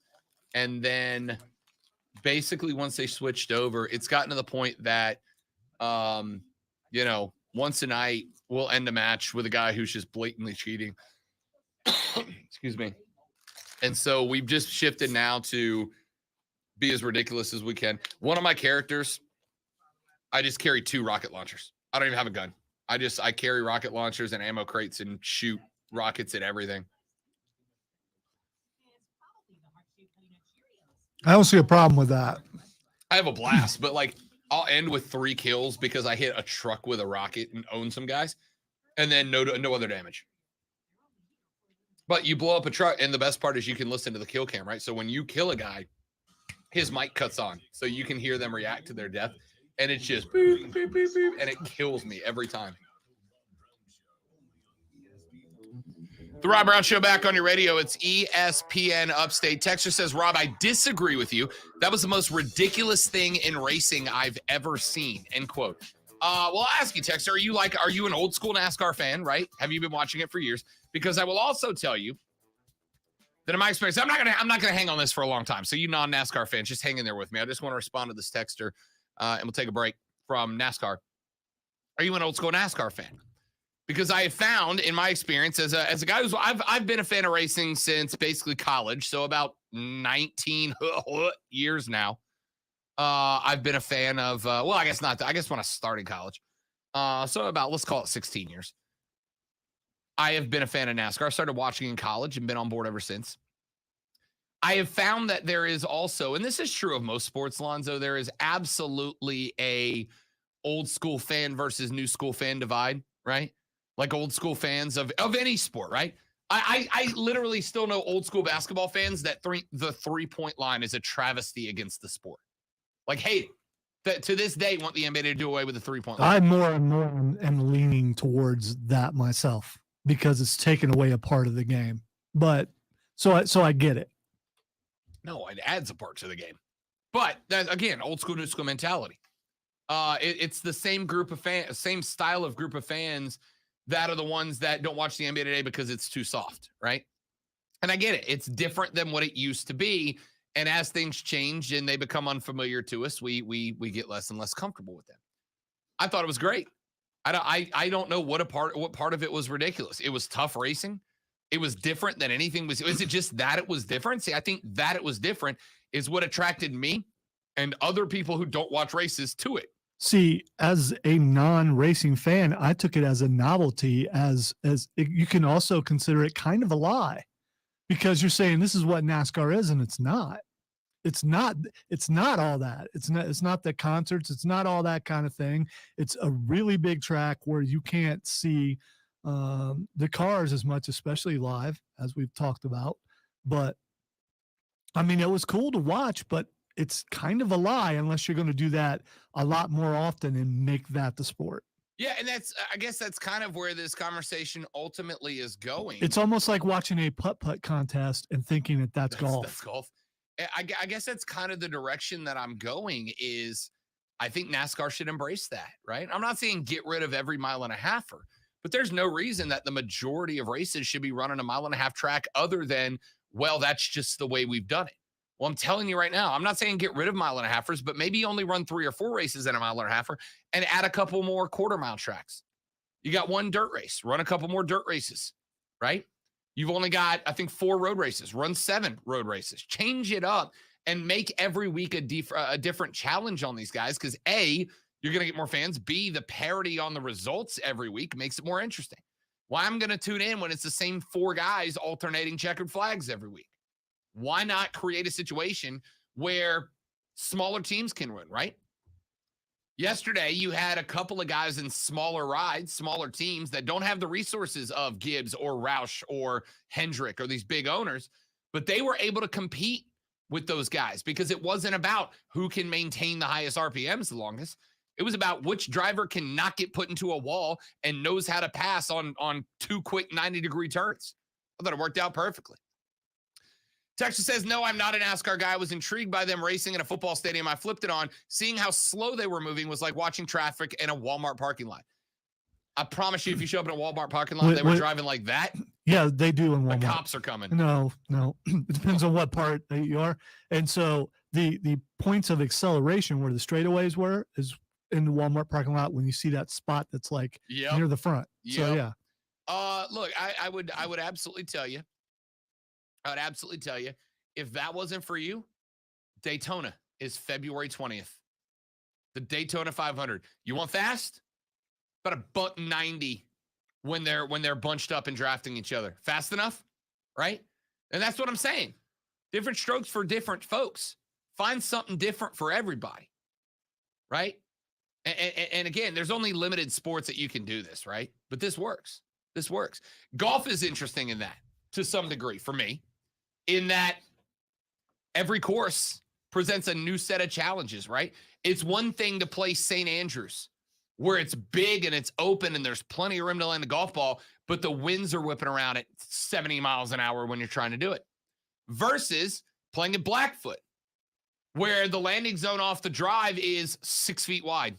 And if you miss left or right, that ball's gone. It's different strokes. It's a different feel every week. NASCAR should embrace that. And I think this weekend showed it. My buddy Red tweets into the show. He said, I'm a traditional NASCAR fan, and I loved what they did yesterday. I thought the entertainment production could have been better, but they'll never grow unless they take chances. And I agree with that. That's part of it. That's part of it, right? NASCAR is branching into a world that they've never tapped before. They are going for a new demo with Michael Jordan getting involved. Floyd Money Mayweather, Lonzo, has a racing team that is running a car at Daytona. Floyd Mayweather will be there. I promise you, Floyd has influence to bring a group of fans who have never had anything to do with NASCAR. Floyd can put eyes on TV. Can NASCAR capitalize? The only thing with that, though, is this just a flash in the pan type thing, or is he there for the long haul? Is he going to be there 5 years from now? I mean, Michael Jordan's in. I can't imagine if Mike's in there and doing enough and making enough money that he considers it worth it to keep going. I got to think Floyd Money Mayweather will see the same thing, right? So you've got these guys coming in that are bringing new eyes, but you got to learn how to entertain those eyes apart from 2 hours of circles. I agree. They got to fill it out. Texas said, hey, guys, I didn't mind the short track, and they can add all they want. I don't like the fact they called it the Busch Light Clash. Why? Because it's beer? I got news for you about NASCAR. I mean, if you just don't like that it's called after a beer, okay. I got nothing. If it's because, there used to be the Busch Cup. Maybe this person doesn't like that particular beer. Maybe that's what it is. Fair enough. Maybe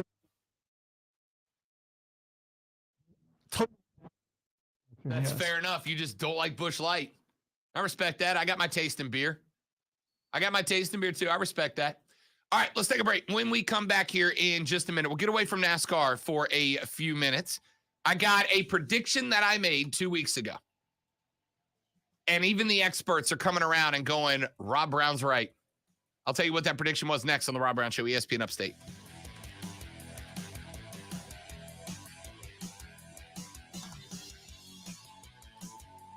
I have not played the solo Vanguard yet. I've not played the actual Vanguard campaign yet, Steven. I've got it downloaded.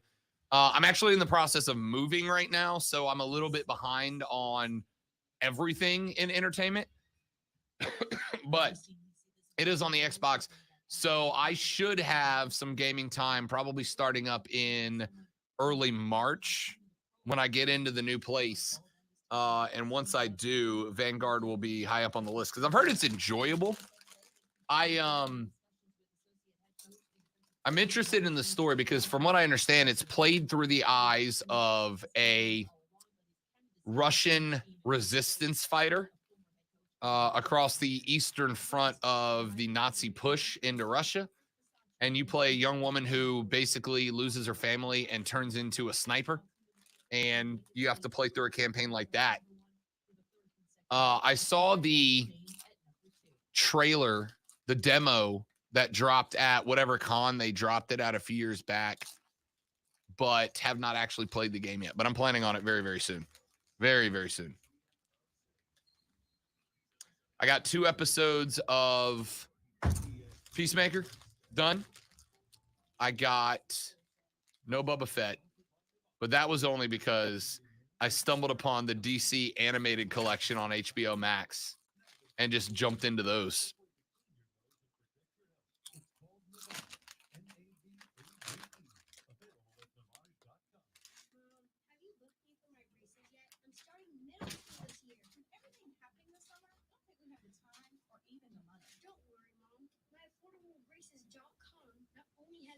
Starting at $39.95, but it's super easy. They don't even have to use that goop that Parker has used for his. Come on, Mom. I'm looking to mature.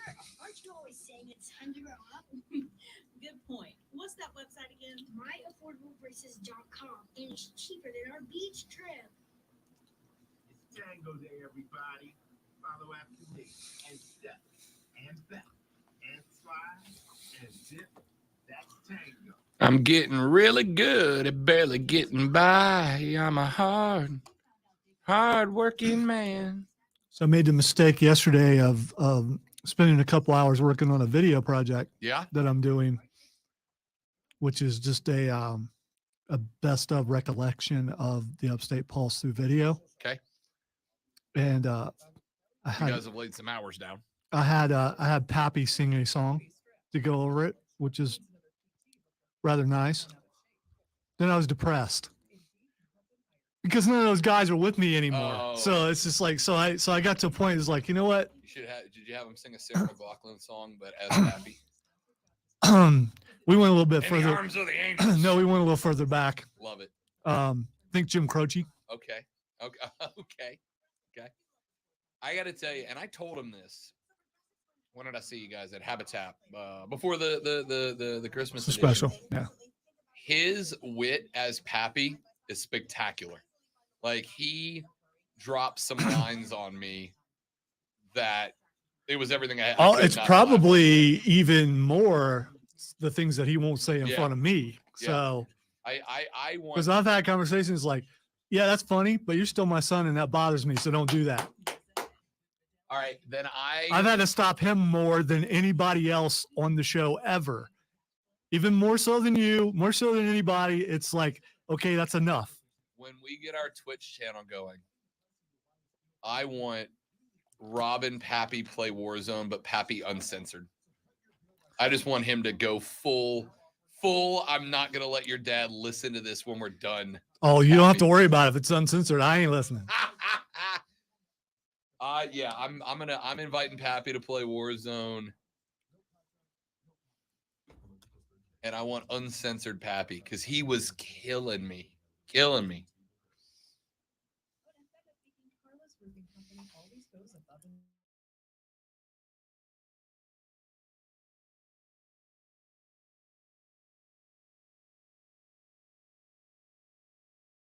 Back. I'm absolutely inviting him. If he does, I'll feel like a failure. But, you know, I mean, you know, he is also almost 30. So, I mean, he's got to do whatever he does. So, Actually says, what about Righteous Gemstones? Dude, Mike, I am in love with that show.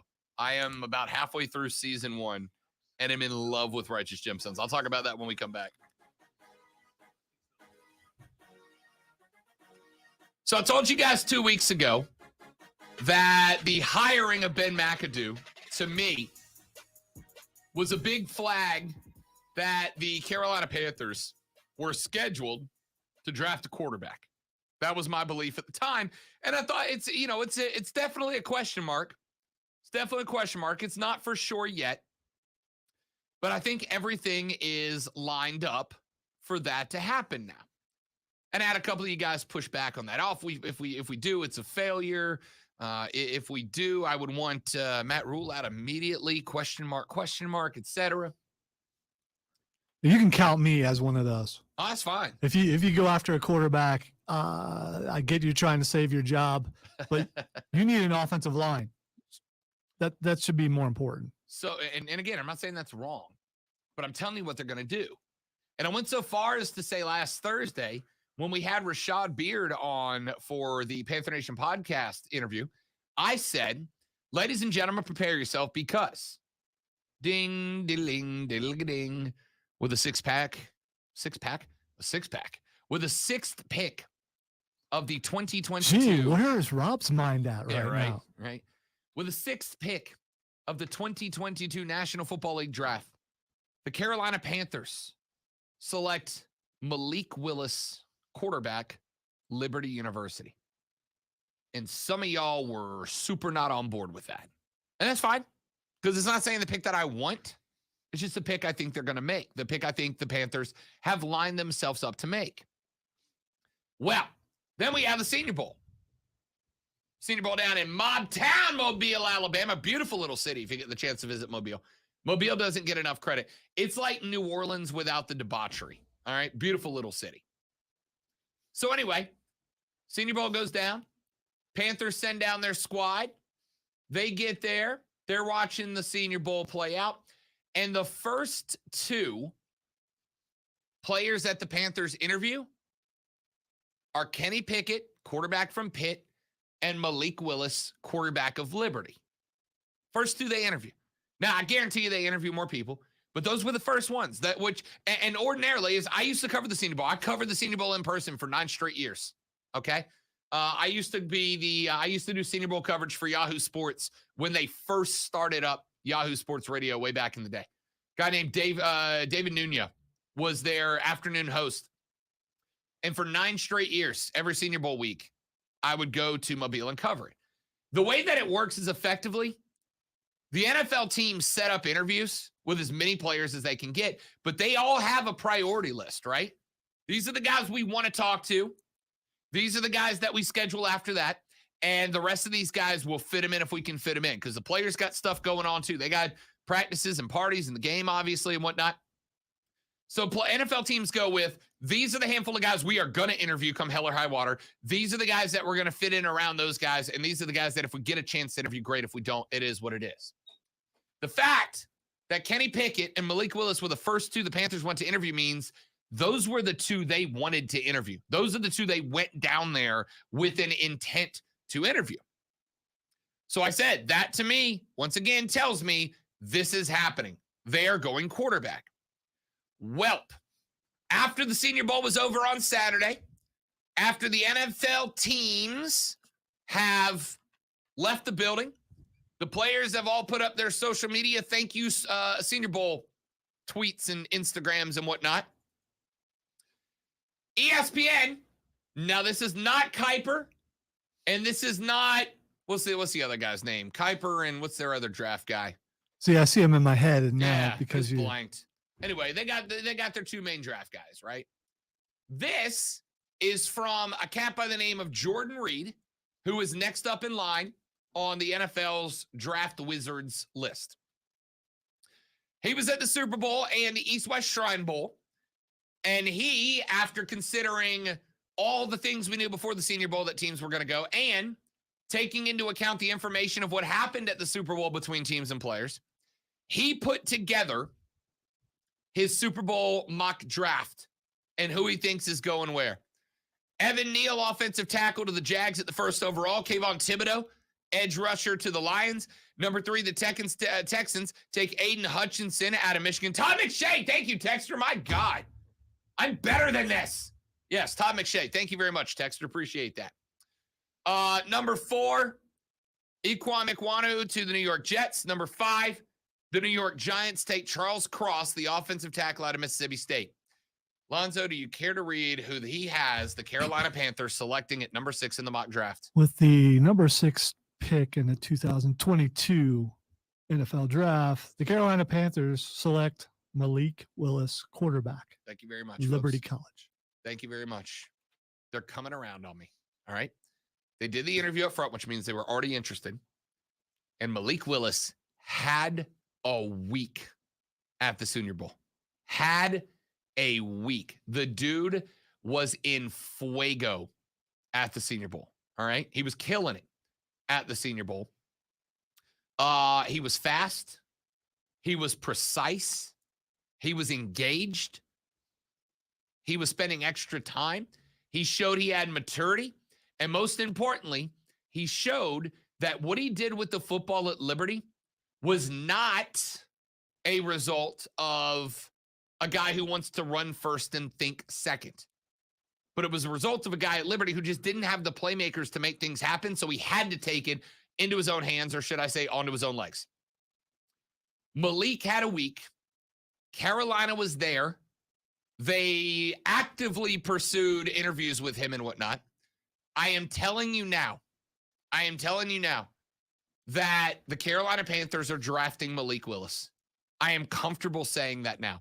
Unless this is the biggest smokescreen the Panthers have ever thrown up. But I got to be honest with you. I see no reason for them to put up a smokescreen, right? Because none of the guys ahead of them are looking quarterback. The Jags are set at quarterback. The Lions are set at quarterback. The Texans, maybe. But remember, they got Davis Mills, who actually played kind of well for him this year, all things considered. The Jets, could they maybe go quarterback to give a backup to Zach Wilson? I doubt it. I think they're set. The Giants have made it abundantly clear that they're rolling with Daniel Jones for the foreseeable future. There is nobody 1 through 5 that goes quarterback. The Panthers have the pick they want there. There's no need to throw up a smoke screen here unless they just want to play mind games with themselves. Lonzo, the Carolina Panthers are selecting Malik Willis. Am I on base or off here? Have I convinced you? No, you haven't convinced me. Although it is compelling. As my second favorite team and my NFC team, I just want to believe they're smarter than to go for another quarterback. And you're not gonna change my mind on that, even after they do what you're saying they're going to do. After they draft another quarterback. For the record, let's make it abundantly clear. This is not me saying that the Panthers should. Oh, I know. Take a quarterback. I know. Do you? I'm not. All right. So let me rephrase the question. I am not trying to convince you that the Panthers should take an offensive lineman. I'm asking you the question, am I still engaged in a conspiracy theory here, or have I levied the case to make it believable that the Panthers will select a quarterback and select Malik Willis? All right. Either it's either a lot of people have thought the same thing, which means that it's probably true and the signs point to it, or these other people are listening to the show. And it could be both. Could be both. I'm just saying. All right, let's take a break. We'll come back. We will wrap up hour number 2 of the show and keep it rolling with hour number 3. I got one more NFL story that I find very interesting regarding the NFL's response to the Brian Flores lawsuit. I'm going to open the next hour with that. Come on back. Stick around. It's going to be great on the Rob Brown Show on ESPN Upstate.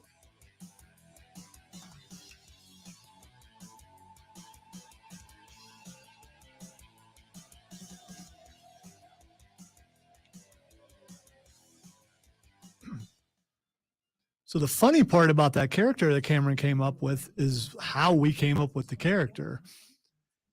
He and Raven and I were playing Lego Rock Band, and he decided to make an old man with a peg leg. And there's a story that goes along with Lego Rock Band. You actually play through a story. Okay. And so we just went immersive as we're playing and, just went into characters. And he just went with that character. And it developed from there. And just anything he did, he just started throwing it into all that stuff too. And then finally it's like, let's put you on the air with this. And I think the first time he did it was also during a song. I don't remember what song, but and he and Chris has some great interactions with Chris in character and him in character too. So, and he and Patrick, because Patrick was doing Donald Trump, And then they had it, and it was Trump and Pappy doing a song, and then there was something about Pappy's sister and Trump, and and they're just they're ad libbing on the air. It was great, to where that became a running joke too.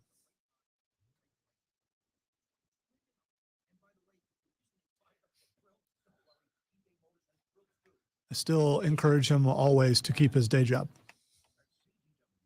where he actually makes money. He's got a Twitch channel.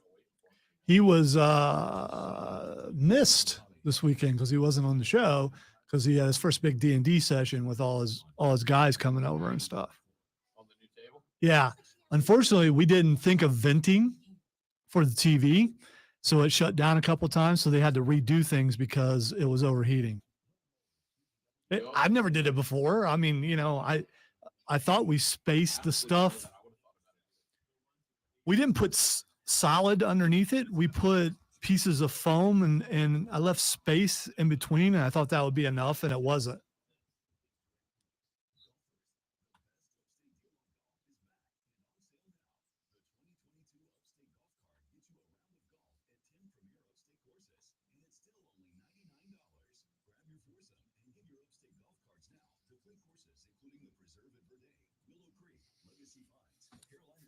So at the Borderlands sale Saturday, did you? Yeah, it was packed at the beginning too. There was this huge Batman statue for $20, and I kept going by. I was like, "There's no way," and I didn't see that it said on the bottom something till I got up to check out.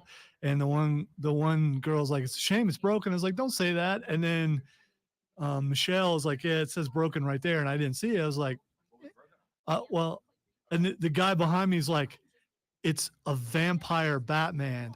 If it's broken in spots, it just works, right? Things are supposed to fall off." And I'm like, he's right. So I get it home. So I bought it. I had no idea what was broken. And by the way, look, the statue's this big, and it's porcelain.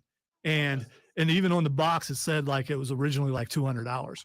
So I open it up, and I'm thinking, okay, the head's broke off or something, which I didn't think they would sell it if the head was broke off. That's too much.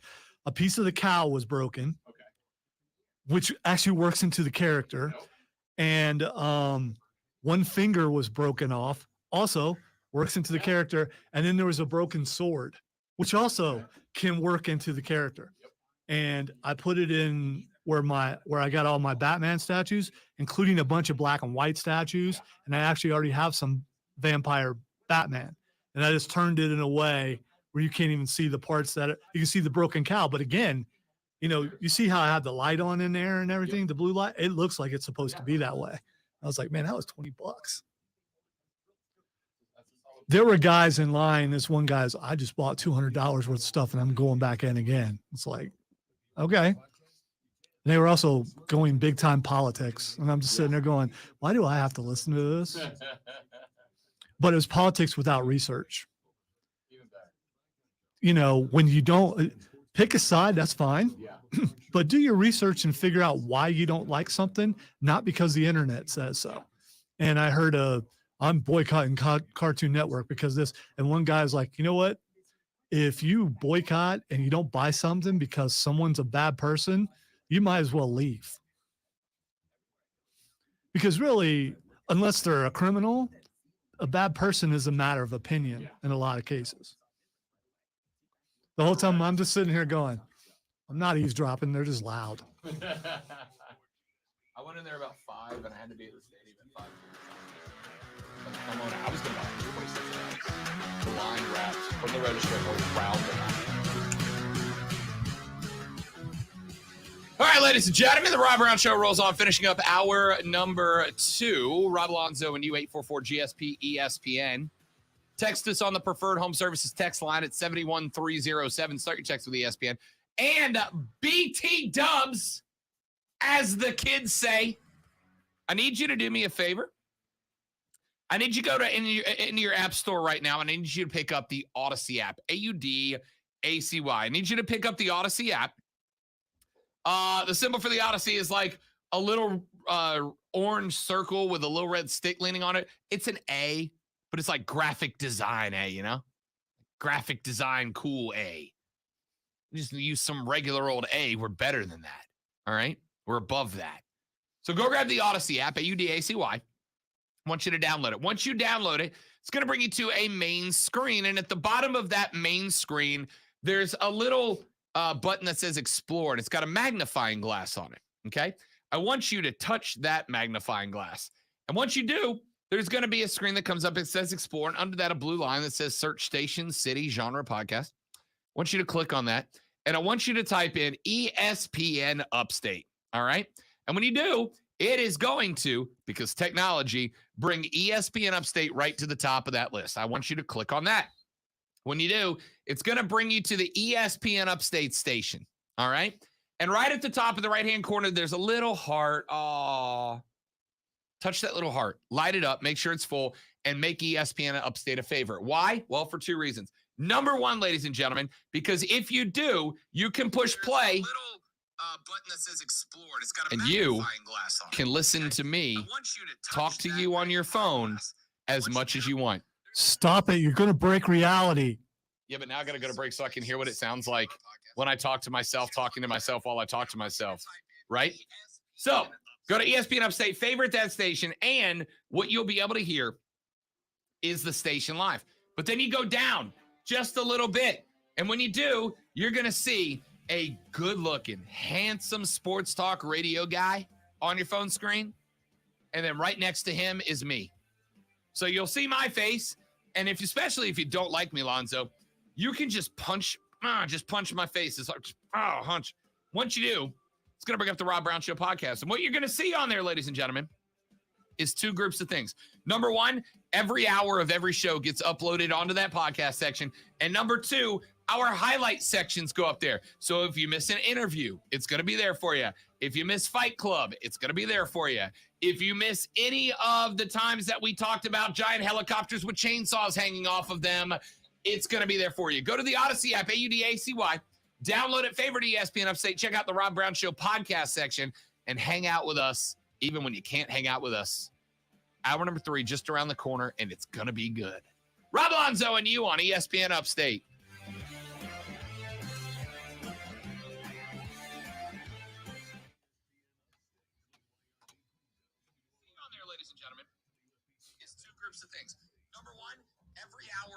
Listen, it's us.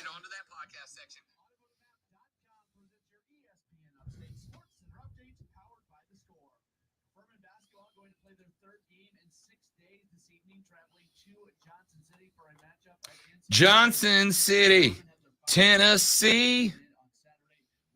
And I got to get a move on before the dawn. I hear my baby calling my name, and I know that she's the only one. And if I die in Raleigh, at least I will die free. All right. So you singing country the entire show is really bothering me. That's not country. That's more folk than country, I think, right?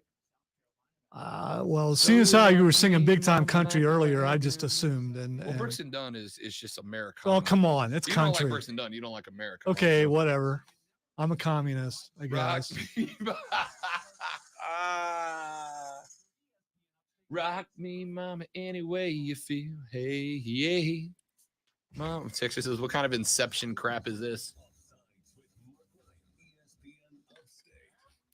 Steven, I got to say, I would have had no problem with it, but my daughter was more of a gamer. And Raven doesn't strike me even as a kid as having been a princess. I mean, yeah, she did some. Yeah. But with her friends, but never with me, but yeah. I would have done it. And, but my granddaughter, yeah, I'm absolutely doing that stuff, sitting down, playing with dolls and stuff. I don't have a problem with that.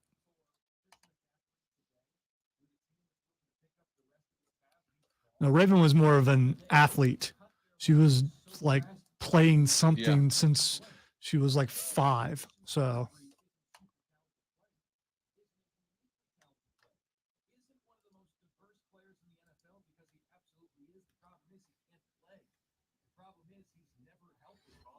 I'm hoping my granddaughter's the same way because I want to be 70 climbing up bleachers somewhere.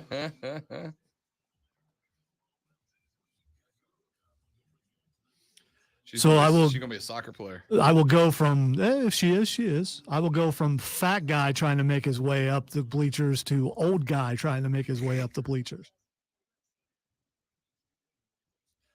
you kidding me? Where did it go?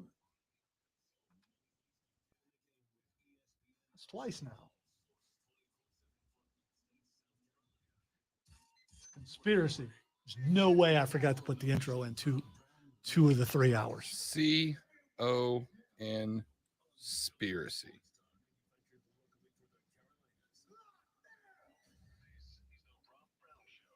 Ooh, that means you got to play Sully or Mike Wazowski. I'm not going to do it. I'll lose my voice. The third, the final, the best, the money hour of the Rob Brown Show now goes now. This is ESPN Upstate. Words are hard. You know, it was a long weekend. We had NASCAR. We had Pro Bowl. We got Olympics. You know, a little bit of anything, everything. We had a good time this weekend. Now we're back in the saddle again, Steven Tyler would say. Appreciate you hanging out with us. I am Rod. He is Lonzo. Be a part of the show at 844-477-3776, 844-GSP. ESPN is the number. So, I've told you guys repeatedly, I think the Brian Flores lawsuit's the biggest story the NFL's ever faced. Now, 2 observations I had from the weekend. First and foremost, Hugh Jackson, remember, we played some Hugh Jackson audio back in last week. Now, Hugh Jackson never said full out, I got paid to lose, right? He never actually said that. And in fact, Lonzo, I think if you don't mind, I think that Hugh Jackson audio is still in there. And I want to play it for a reason. Nope, I deleted it. Never mind. I'm an idiot. All right. Sorry about that. So Hugh Jackson came out and said that things that have happened to Brian Flores have happened to him too. And that's why he wanted to speak out and defend Brian Flores. I wanted to speak out and defend Brian Flores. He says, I've had enough. Things need to change, yada, yada, yada. And the stories started running around saying effectively that Hugh Jackson claimed he got paid to lose. Well, over the weekend, because look, anytime you insert yourself into a story like this, people are going to scrutinize what you have to say, right? And you got to know that when you insert yourself into a story that involves a $1 billion a year industry like the National Football League, the NFL is going to scrutinize you harder than anybody else. Ain't no doubt about it. So Hugh Jackson came out this weekend and said, wait a minute, guys, I was never paid to lose games, right? It started off with Jim Haslam, the owner of the Browns. If he were paid to lose games, he did a good job. Sure, right? Way to go, man. You're an expert. Say 1-31. You can go ahead and retire, my guy. It's not bad.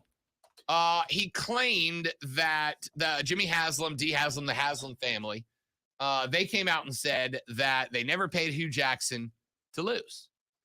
Hugh Jackson has responded now and said, no, they never paid me to lose, but they set up the franchise to lose. They were fine with losing, but they made me take the fall for it. Basically, he was saying owners and GMs of the Cleveland Browns, when he was the coach, set the team up to be a failure.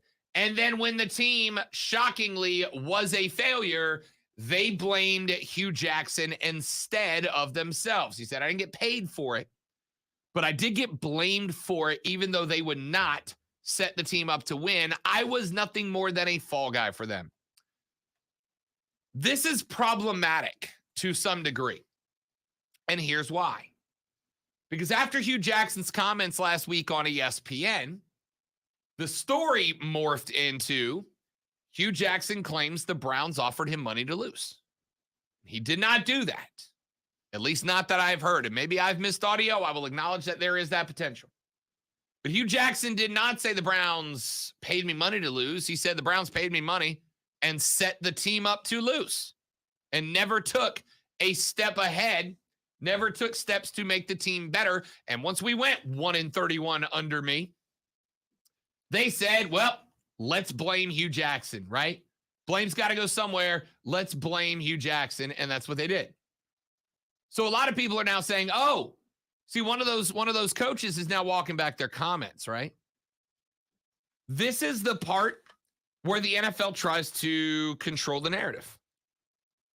This is the part where the NFL says, we've got an opening here to twist this story into something it's not, to make one of the guys coming after us look like they're flip-flopping, look like they're waffling, look like they're changing their story a little bit.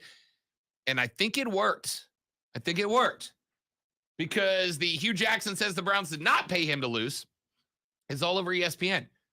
And my response was, you're right. He didn't say that. What the story should say is Hugh Jackson say media claims that he said he was paid to lose are incorrect. Not Hugh Jackson says he was never paid to lose. There's a difference. Well, he definitely implied it in the interview. I mean, the snippets that I've heard, the way, talked about money being in his bank account. And yeah, you can do that. You could do it in a clever way, a way you think you're being clever. And then there's suddenly a backlash. And then you're going in and saying, no, I didn't say that. And then that makes you look like you lied. I mean, it's definitely a PR war, guys. It's definitely a PR war. So there was that. But that's not the part of this I wanted to get to. The part of this that I wanted to get to that I found very interesting. Brian Flores came out, and Brian Flores said, hey, there are practices of racial discrimination amongst hiring NFL head coaches and hiring black head coaches. And the National Football League, said at the time via press releases and stories and whatnot, that the claims of Brian Flores were quote, without merit. Let me make sure I get the quote right. Flores' claims were without merit. Roger Goodell said that his claims were without merit. Now, initially, the league responded quickly and very, very publicly. But Roger Goodell sent out a private memo to all clubs this morning, okay? It's a one-page memo signed by the commish, by the Ginger Hammer himself. Actually, I think it's 2 pages, but it's interesting. And I want to give you just a couple of sentences out of it, and for a reason. Here's part of the memo sent from Commissioner Goodell dated February 5th. This would have been Saturday. And it is labeled to chief executives and club presidents. Subject, our commitment to diversity, equity, and inclusion. I want to address a subject that many of us have discussed together, not only this week, but consistently for many years. Racism and any form of discrimination is contrary to the NFL's values. We have made significant efforts to promote diversity and adopted numerous policies and programs, which have produced positive change in many areas. However, we must acknowledge that particularly with respect to head coaches and results, with respect to head coaches, the results have been unacceptable. We will reevaluate and examine all policies, guidelines, and initiatives relating to diversity, equity, and inclusion, including as they relate to gender. We are retaining outside. I'm trying to read this on a really small screen. We are retaining outside experts to assist in this review and will also solicit input from current and former players and coaches, advocates, and other authorities in this area. Our goal is simple: make our efforts and those of the clubs more effective so that real and tangible results will be achieved. We understand the concerns expressed by Coach Flores and others this week. While the legal process moves forward, we will not wait to reassess and modify our strategies to ensure they are consistent with our values and longstanding commitment to diversity, equity, and inclusion. In particular, we recognize the need to understand the lived experiences of diverse members of the NFL family to ensure that everyone has access to opportunity and is treated with respect and dignity. We also take seriously any issue relating to the integrity of NFL games. These matters will be reviewed thoroughly and independently. We expect that those independent experts will receive full cooperation from everyone associated with the league or any member club as this work proceeds, end quote. So there's 2 parts I took from that. The second part is the less important part, which is the last paragraph where he said, we take seriously any issue relating to the integrity of NFL games. Those matters will be reviewed thoroughly and independently. That's Stephen Ross, right? That's what we're talking about. Did Stephen Ross offer Brian Flores $100K and L as a bounty? Remember, we had a writer last week say he has a source that will tell you he overheard the claim. And again, Stephen Ross is no idiot. I guarantee you this isn't in an email. It's not in a text. You're not going to find it on in a dirty manila envelope under a desk in the Miami Dolphins facility. This is something, if it happened, that Stephen Ross played very close to the vest because he knew if it ever got out, he'd be in a lot of trouble. That's I need a point of clarification. All right. I believe at the beginning of reading this, you said this was a private memo. As private as the NFL can make it when it goes from commission to clubs, but there are ways to obtain it, and Shefty did. Really? Shocking that Shefty got it. Really?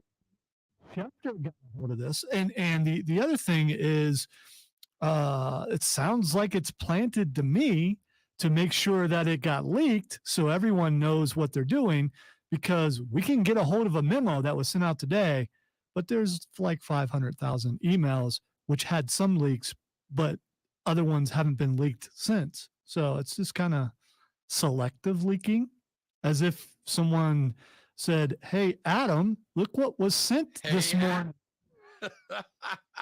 It's your job to make sure that everyone knows that we sent this private email out. Hey, man, here's what I'll tell you. Lonzo's got a valid point.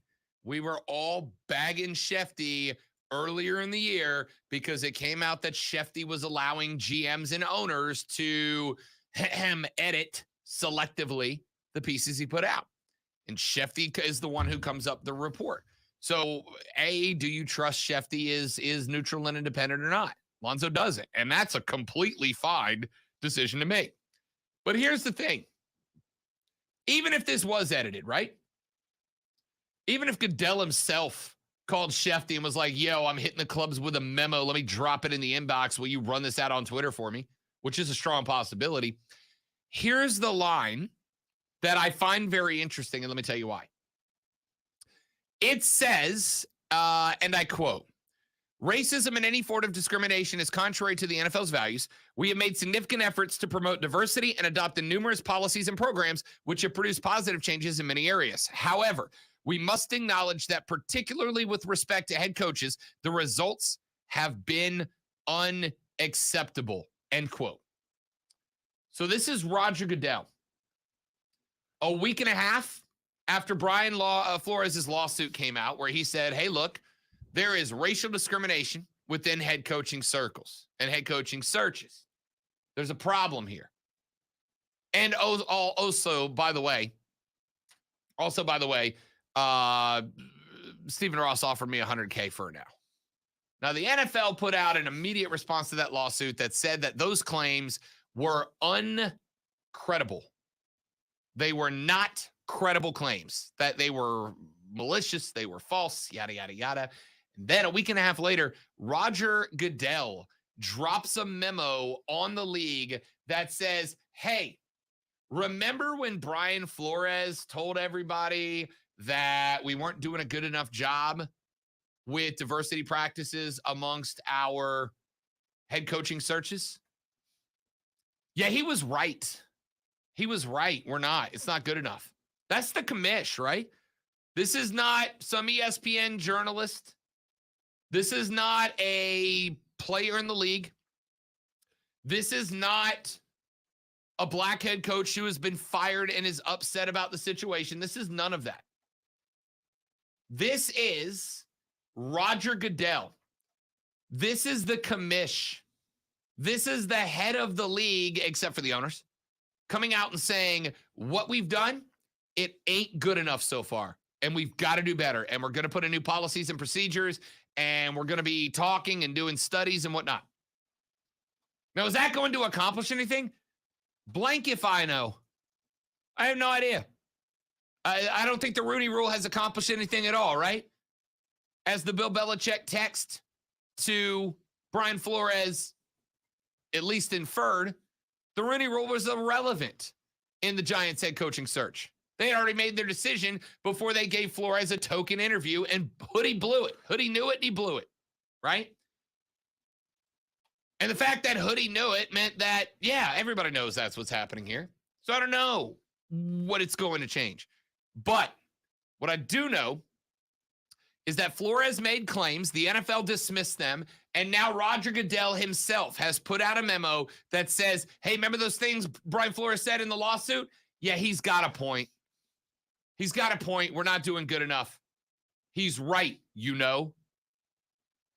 I don't know what that means, Lonzo. I'd be interested to see if that gets entered into the lawsuit, which is on its way to becoming a class action suit, which means that any number of former or potential black head coaches could join it. But it seems like if Roger Goodell is saying, hey, as far as diversity in head coaching hires goes, we have done a poor job of it, doesn't that mean Brian Flores kind of had a point?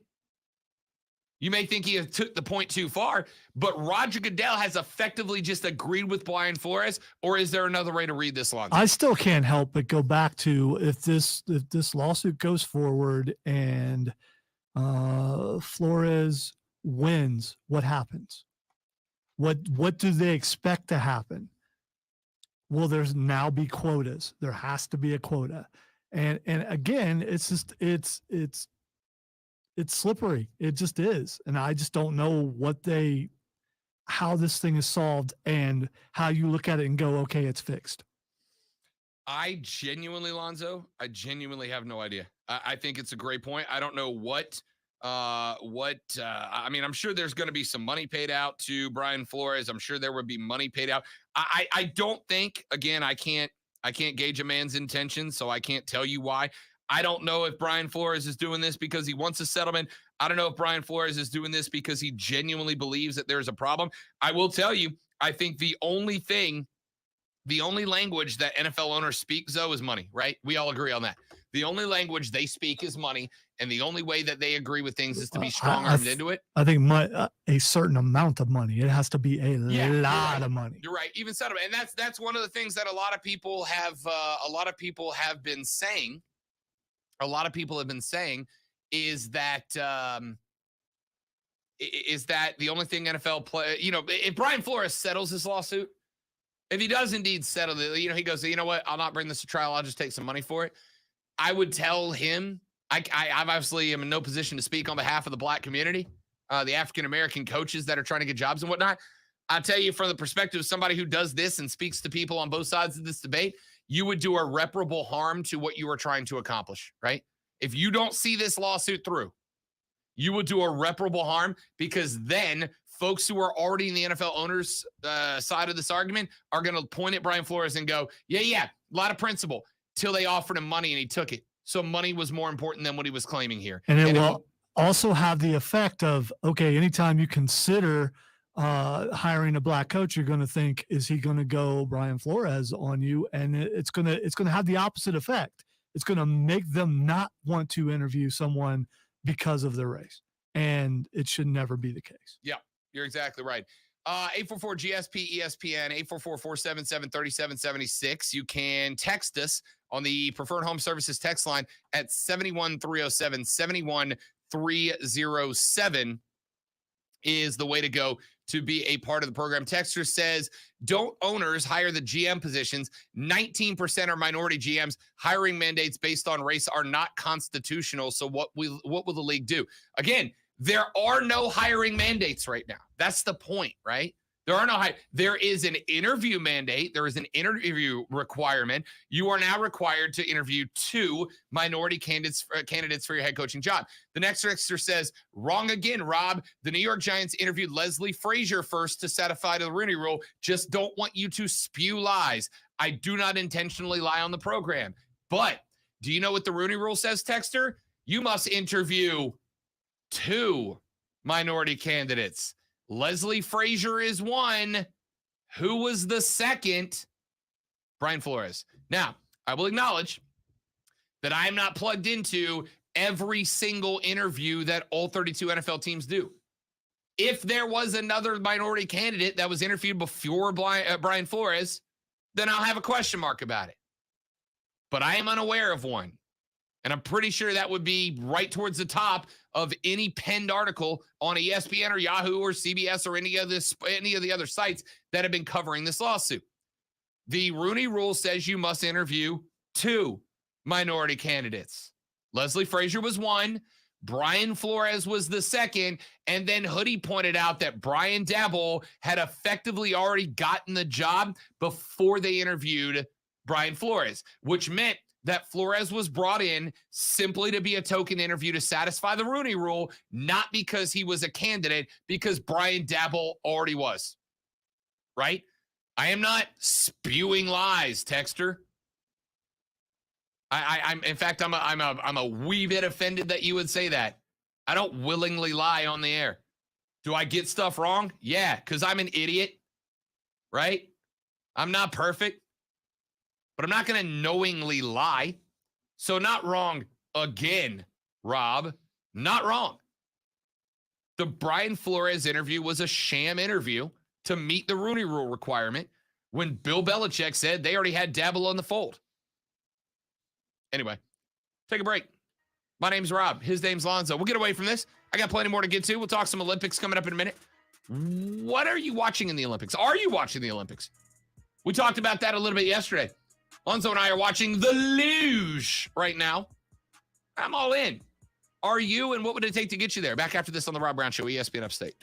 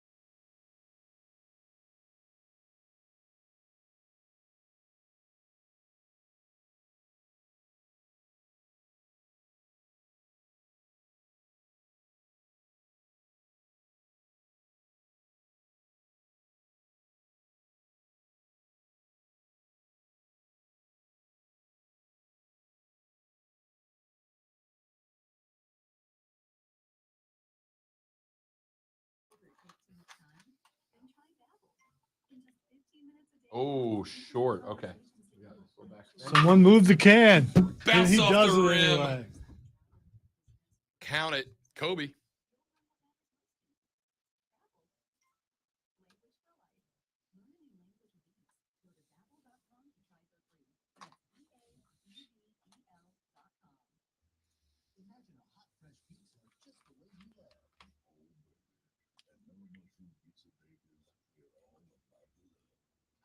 So how was the Batman calzone? Yeah, it's a pizza. It's a Little Caesars pizza, you know. You get what you pay for. Well, I mean, it was a little. You didn't see what it did. I heard it take a couple of bounces. Yeah, it was kind of cool. It was bad. Like the actual calzone, because it was 80% pizza with 2 little calzone pockets on the side, and they put like a heavy dust of garlic on the outside. And I like garlic, but the garlic should enhance the food, not overpower it. Not repel vampires. Right. But other than that, it was a pepperoni pizza, which is fine. That's all I needed. We were at Courtney's parents' house when we saw the commercial for it, and it came on. I was like, Courtney, Batman pizza. And she looked at it. She was like, okay. And then her brother and sister-in-law came in, and it came on, and her brother was like, hey, it's a Batman pizza. And so then the joke was we pointed it out every time it came on. That commercial probably came on, I'm not kidding you, 15 times over 2 hours. So I got done, and I'm like, this means we have to go get a Batman pizza, right? That's how advertising works. Yep.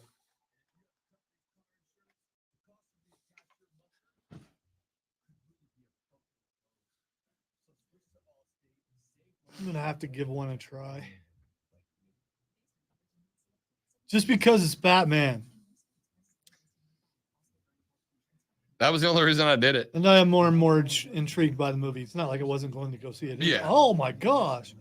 Man, what? Oh, that's a hard one. But she was, this is from 2018. She was just, go to your sled. Yeah, let's show that before she goes. All right, Emily, let's roll. We got this. Come on, Emily. Let's go, Emily. I can imagine in her head, she's going, oh my God. Why I do this for? Smooth through turn 1 into turn 2. We come out of the wide junction. Just a little bit off the pace, but can make it up. Oh, look at that. Smooth through turn 4. Into the chute. No bouncing. I like this. We're staying consistent. Oh, a little bit of a wall there. That's okay. Let's see what her split is here at the next checkpoint. Oh, we've lost some time. Not ideal. Also, I'm going to be an Olympic play-by-play guy before it's all said and done. Does that mean you only work every 2 years? No, I do both Olympics. Okay. I can do both Olympics. Well, yeah. So yes. So every 2 every years, 2 years. Yeah. That's fine.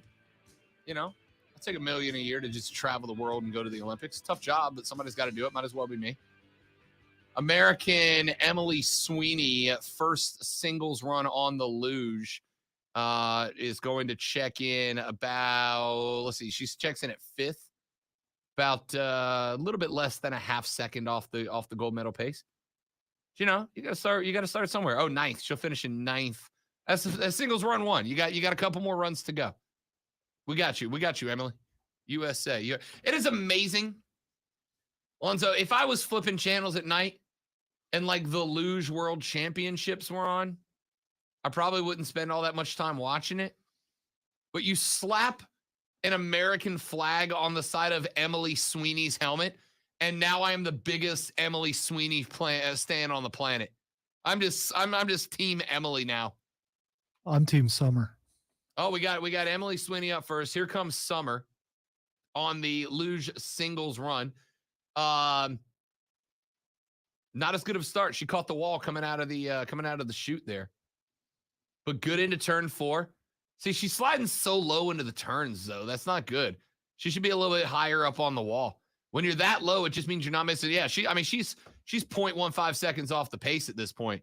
That's it. I'm not going to say it's insurmountable, but she's going to have to get real small the rest of the way through here. That's like walking when everyone else is jogging. Yeah, 0.274. She's way off the pace. She didn't have a chance. She's going to be behind Emily. 0.35 off. She's getting worse. Coming down the hill. Still 66.1 miles per hour. I mean, hauling. Can you now 70 miles an hour? Can you imagine that? No.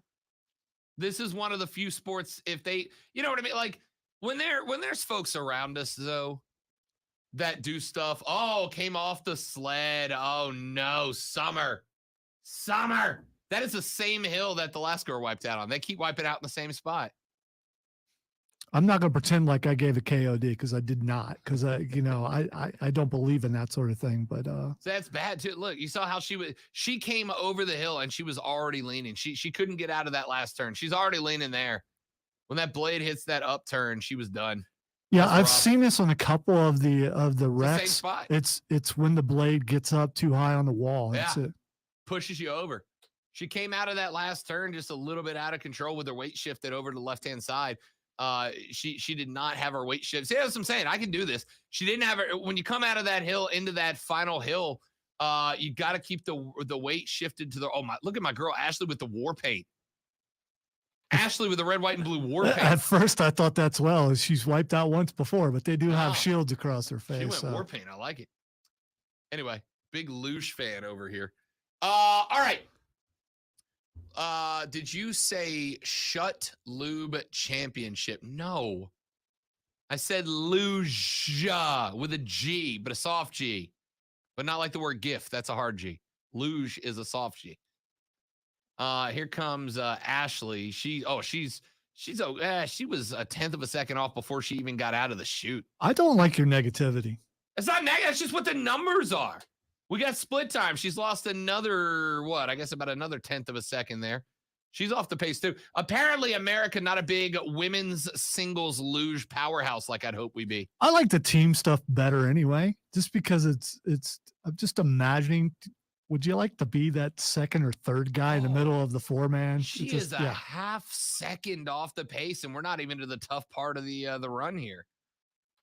She might threaten a second off the pace. That's not great. What did I tell you? 1.1 off the pace. That's the wipeout tunnel. So she's made it through the wipeout portion of the course. Didn't Herschel Walker do this at one point, I believe? The luge? Yes. He may have. I believe the bobsled. He did bobsled.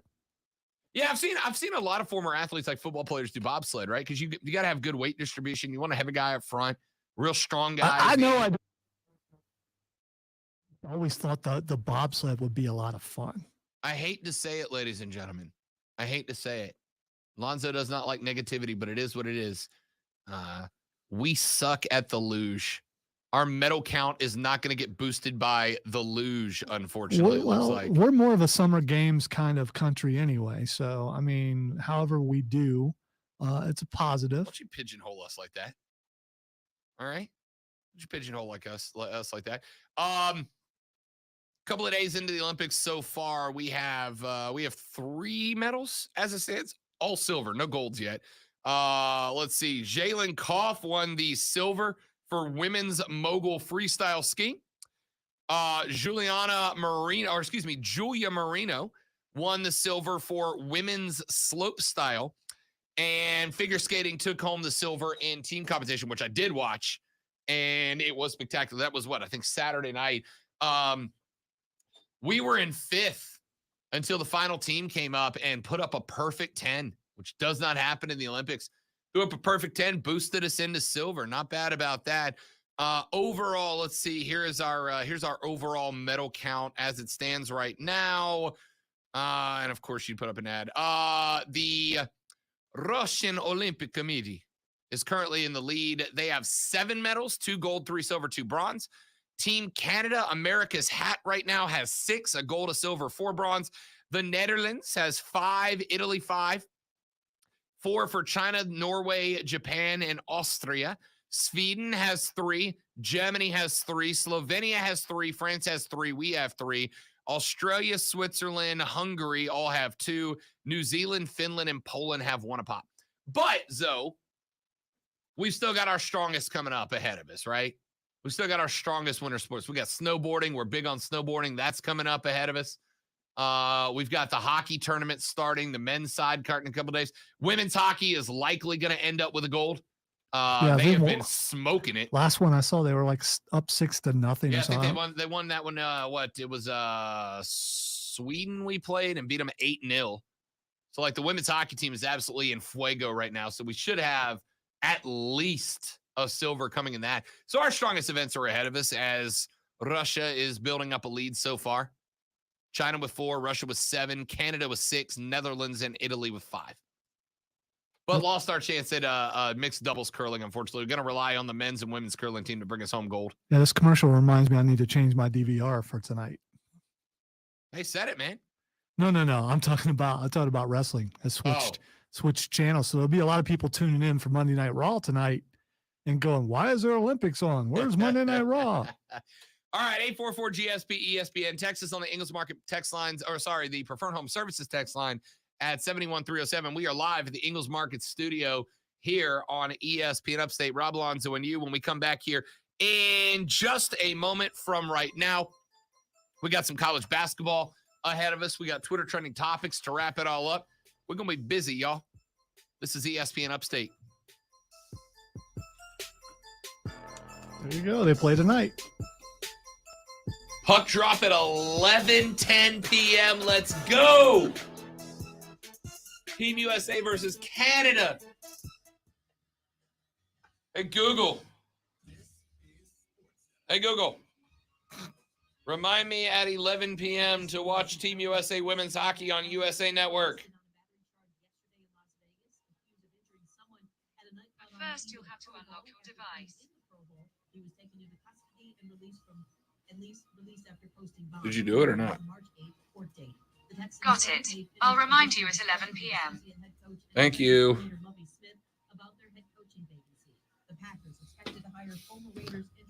Could have swore she said Gadzooks. Gadzooks. I'll remind you.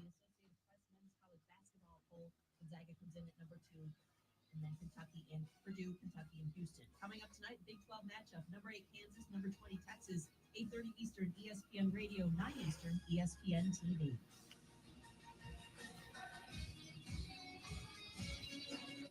From the Ingalls Market Studio, this is ESPN Upstate. 97.7 FM Greenville, 97.1 FM Spartanburg. ESPN Upstate. An Odyssey station. This feature sponsored by Navage. Worried about what you're breathing in? With each breath, allergens, germs, and viruses get trapped in your nose. Now there's a simple, easy, and effective way to clean your nose and protect your health. It's called Navage. N-A-V-A-G-E. Available at Navage.com.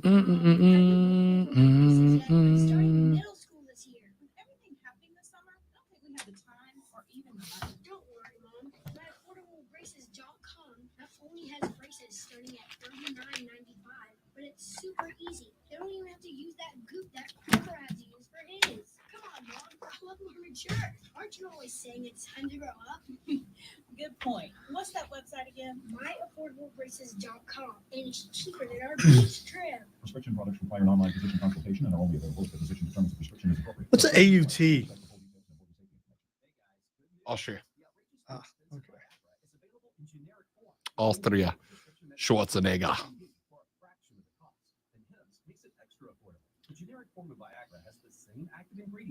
She's got a good run going. A little bit of a bounce there. Not too bad. This is not a combination. This is best run, right? Yes.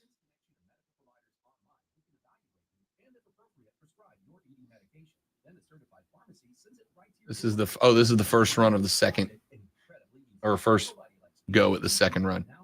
So she's setting the pace. To start your free online visit, you need to go to this exclusive address, forhims.com/joy. That's forhims.com/joy for your free online visit. forhims.com/joy. 70% of the Fortune 100 choose Zoom. With phone, chat, You're welcome, Steven.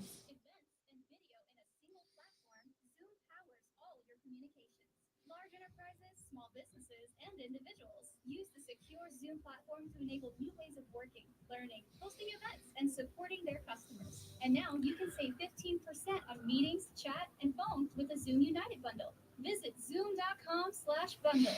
Zoom, how the world connects. Here at Frank's Red Hot, we put together a completely exhaustive list of essentials that will bring everyone together on game day.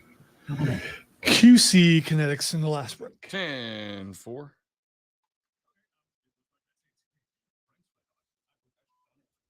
Geico presents motorcycle sounds. If you hear this, and within 15 seconds, you already know that it's a 6-speed cruiser with a wheelbase of 120 inches, a V-twin 2-cylinder engine with a max torque of 110 foot-pounds. And now we got some Russian Olympic Committee. They're smoking us right now. No doubt about that.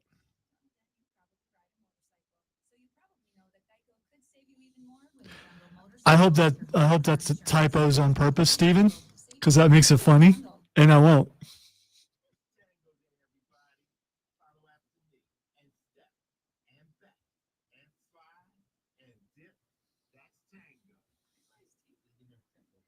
It's probably the heart-shaped Honey Nut Cheerios. He found out they can help lower cholesterol. Well, he's having fun taking care of his heart in all sorts of new ways. Let's see those hips move.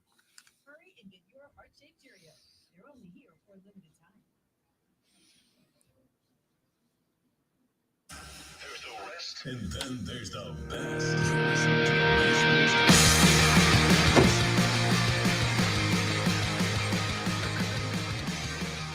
All right, rocking and rolling on. This is ESPN Upstate. I need you guys to answer me a question. Clemson basketball.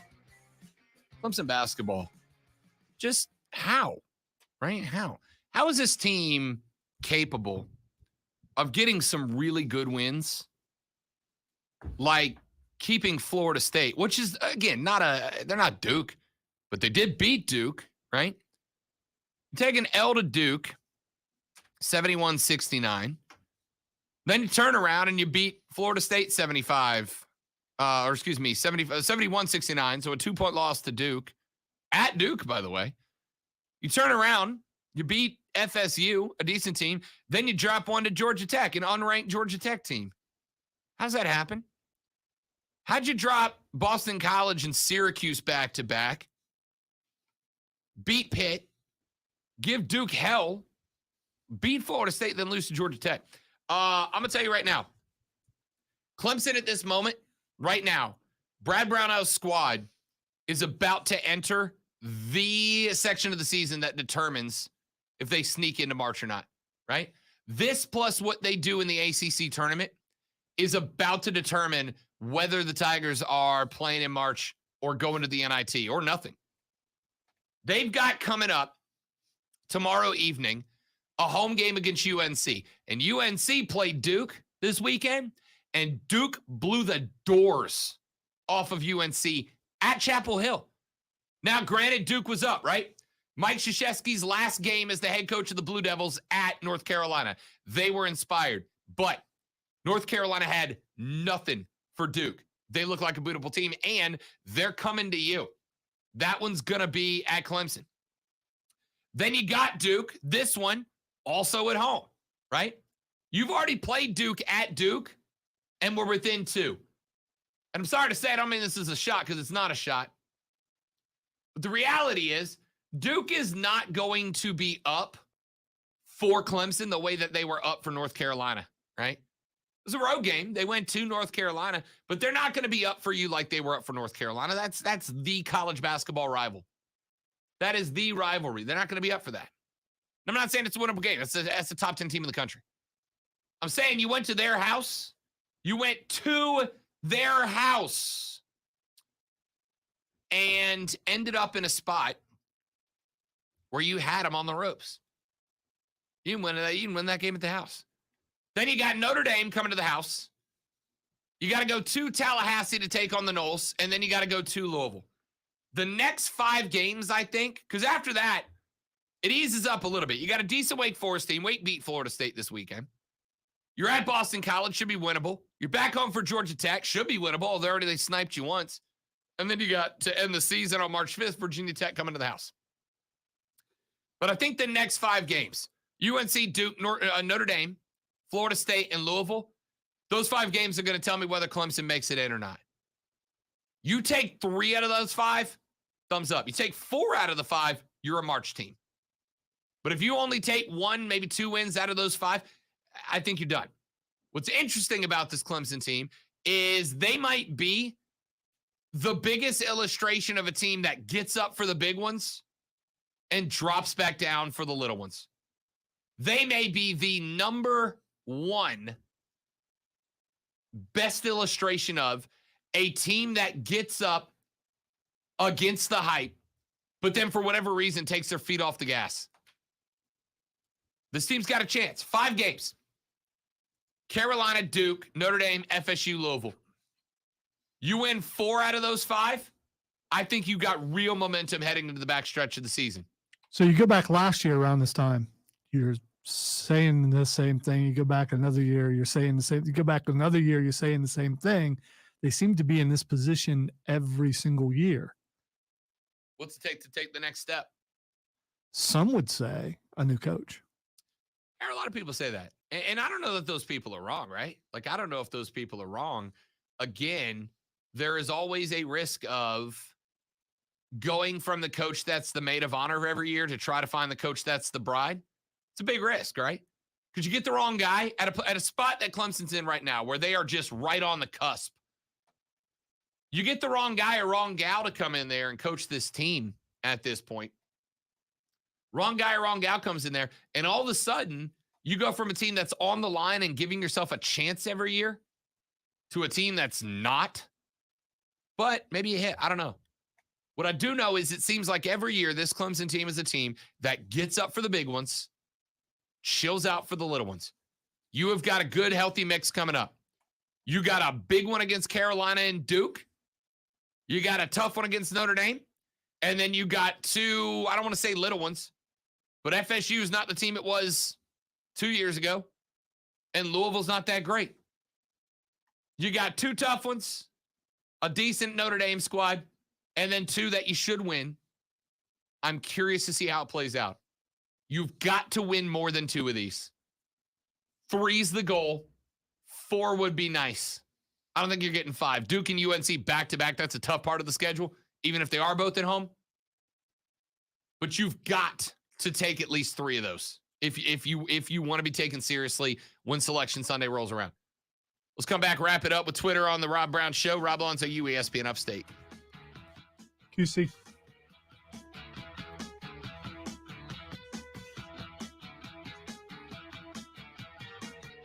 Tell you about my friends at QC Kinetics. Listen, joint pain is a reality. It's going to happen. You've got connective tissue inside of all your joints. And I want to say all your joints, I mean all of them. I'm talking your ankles all the way up to your neck. And that joint connective tissue, after a while, it's going to wear down. And once it starts to wear down, you're going to get parts that ain't supposed to rub it against each other. And somebody's going to say, oh, yeah, well, doc, got to replace the knee. Got to replace the elbow. Got to go in there and do surgery to put some more. Before you do that, I want you to call my friends at QC Kinetics. QCKINETIX.com is their website, QCkinetics.com. And I want you to talk to them because they offer non-surgical regenerative therapy. They're going to help you reheal, restore that connective tissue inside those joints so that inflammation goes away, so that pain goes away. And when it does, you can get back to your day-to-day life pain-free and without that fear of pain. You can go back to playing golf or hanging out, kicking balls around with the grandkids, picking them up without fear that the next morning you're going to regret doing it. Give them a call right now at 864-448-3772, 864-448-3772.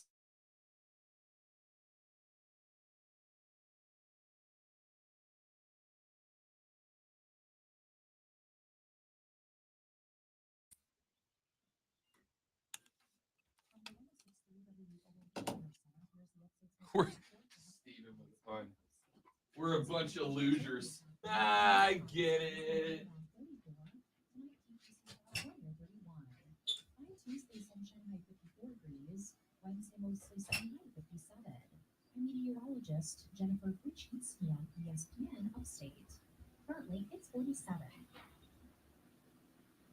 It's time for you to profit from the postseason with BetQL's Giving Props Contest. We post some props, you make some picks, and there's $2,000 up for grabs each weekend of the play. Rushing yards, under receiving yards. BetQL's Giving Props Contest, and everyone who registers has a shot at props, pick, profit from BetQL. It's totally free to enter. Get started now by texting props to 20357. That's props to 20357. Message to BetQL.com/prop. Whether it's a bad day, nagging back pain, or a hip that has you hobbling, nothing matters more than getting back to feeling your best.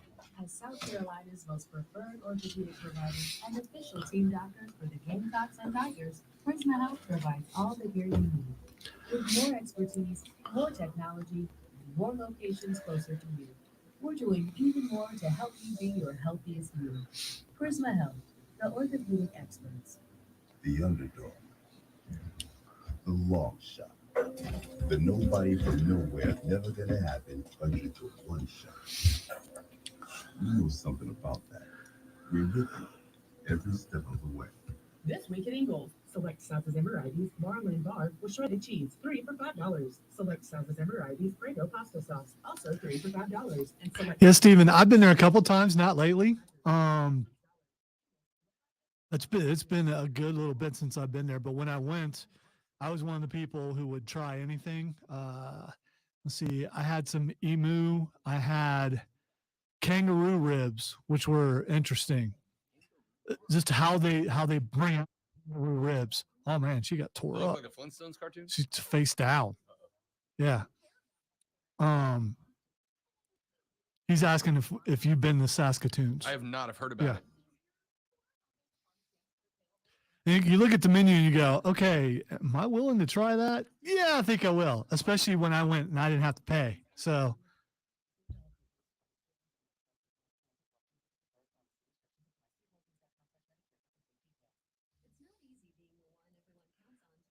but as I recall, and it's been at least a decade since I went, emu was really good. I picked the kangaroo ribs because it bothered everybody else at the table. Oh, kangaroo are so cute. How can you eat them? You know. One bite at a time. I don't think it was that tasty. There it is. Oh. So how'd she end up on her face? Oh, look. Oh, she went like a good ways down. There's a sled on top of her and her face on the ground. She's got that shield across it. Yeah. It still can't feel good. Now we know why they wear the shield, don't we?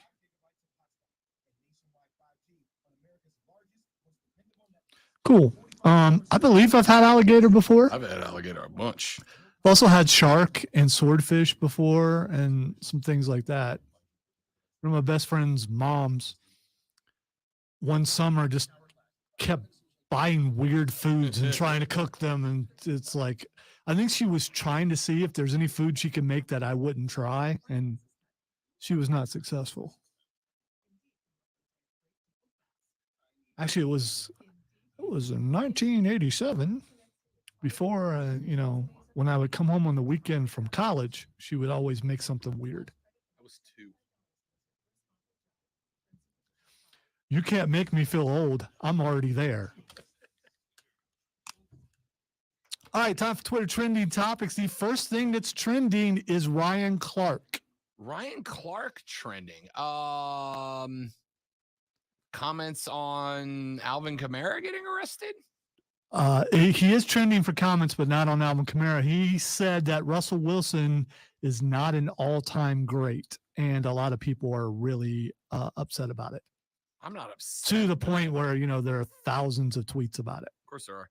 Everybody's got to say something. You can't let somebody say something without saying something about them saying something. That's not how the internet works. I don't really have a problem with it. I think Russell Wilson is very good, and I think you can't argue that Russell Wilson's very good.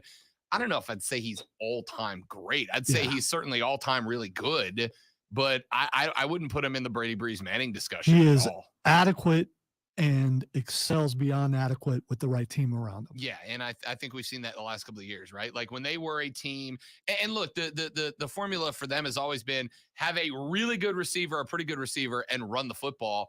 Russell Wilson's going to be playing for somebody else next year. I'm relatively convinced because I think we've seen through some moves that Pete Carroll's team has made ending that season and into the offseason.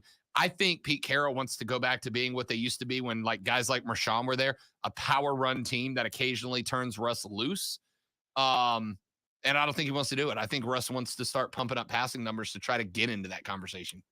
All right. The next thing, I think we can stay away from the politics of it and just talk about the money. But Rumble is trending right now.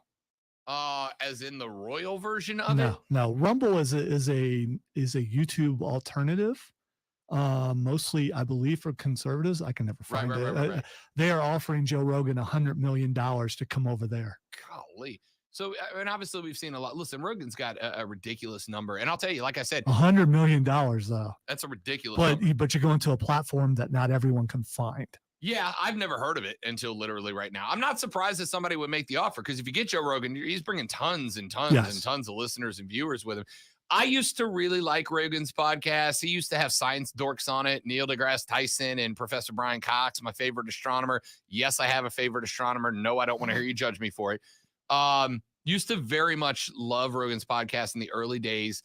I'm not as big of a fan now. I don't hate the guy. I think he does a podcast the way that I do sports, which is sometimes I think things he's a that a lot of people stoner don't. that gets paid. Yeah, I don't hate it, but I don't listen to it anymore either because he said a lot of stuff that I'm like, dude, I'm an idiot and I know you're wrong, right? And then he gets away by going, Jamie, can we look that up? Jamie, can we look that up? And then when he's wrong, he kind of changes the school of thought on me, which I'm not a big fan of. But I would understand if somebody gave him $100 million. Yeah, me too, especially right now. Last thing's trending is Bray Wyatt. Yeah, there were some pictures of Bray that came up, and Bray looks jacked. Like, Bray's, is he the AEW signing? He's got to be, right? No one knows. He's got to be. No one knows. Wouldn't be surprised, But though. does it come out as Bray? Does it come out as Or Husky? Does it maybe come it comes out as Wyndham. I think Husky is owned also. Or does he come out as, like, The Fiend Volume 2.0 and give Aleister Black a run? Maybe he teams with Danhausen. I'm so in. That's it for us. Mark Ryan and Diesel up next. We'll see you back here tomorrow on the Rob Brown Show on ESPN Upstate. Later, brother.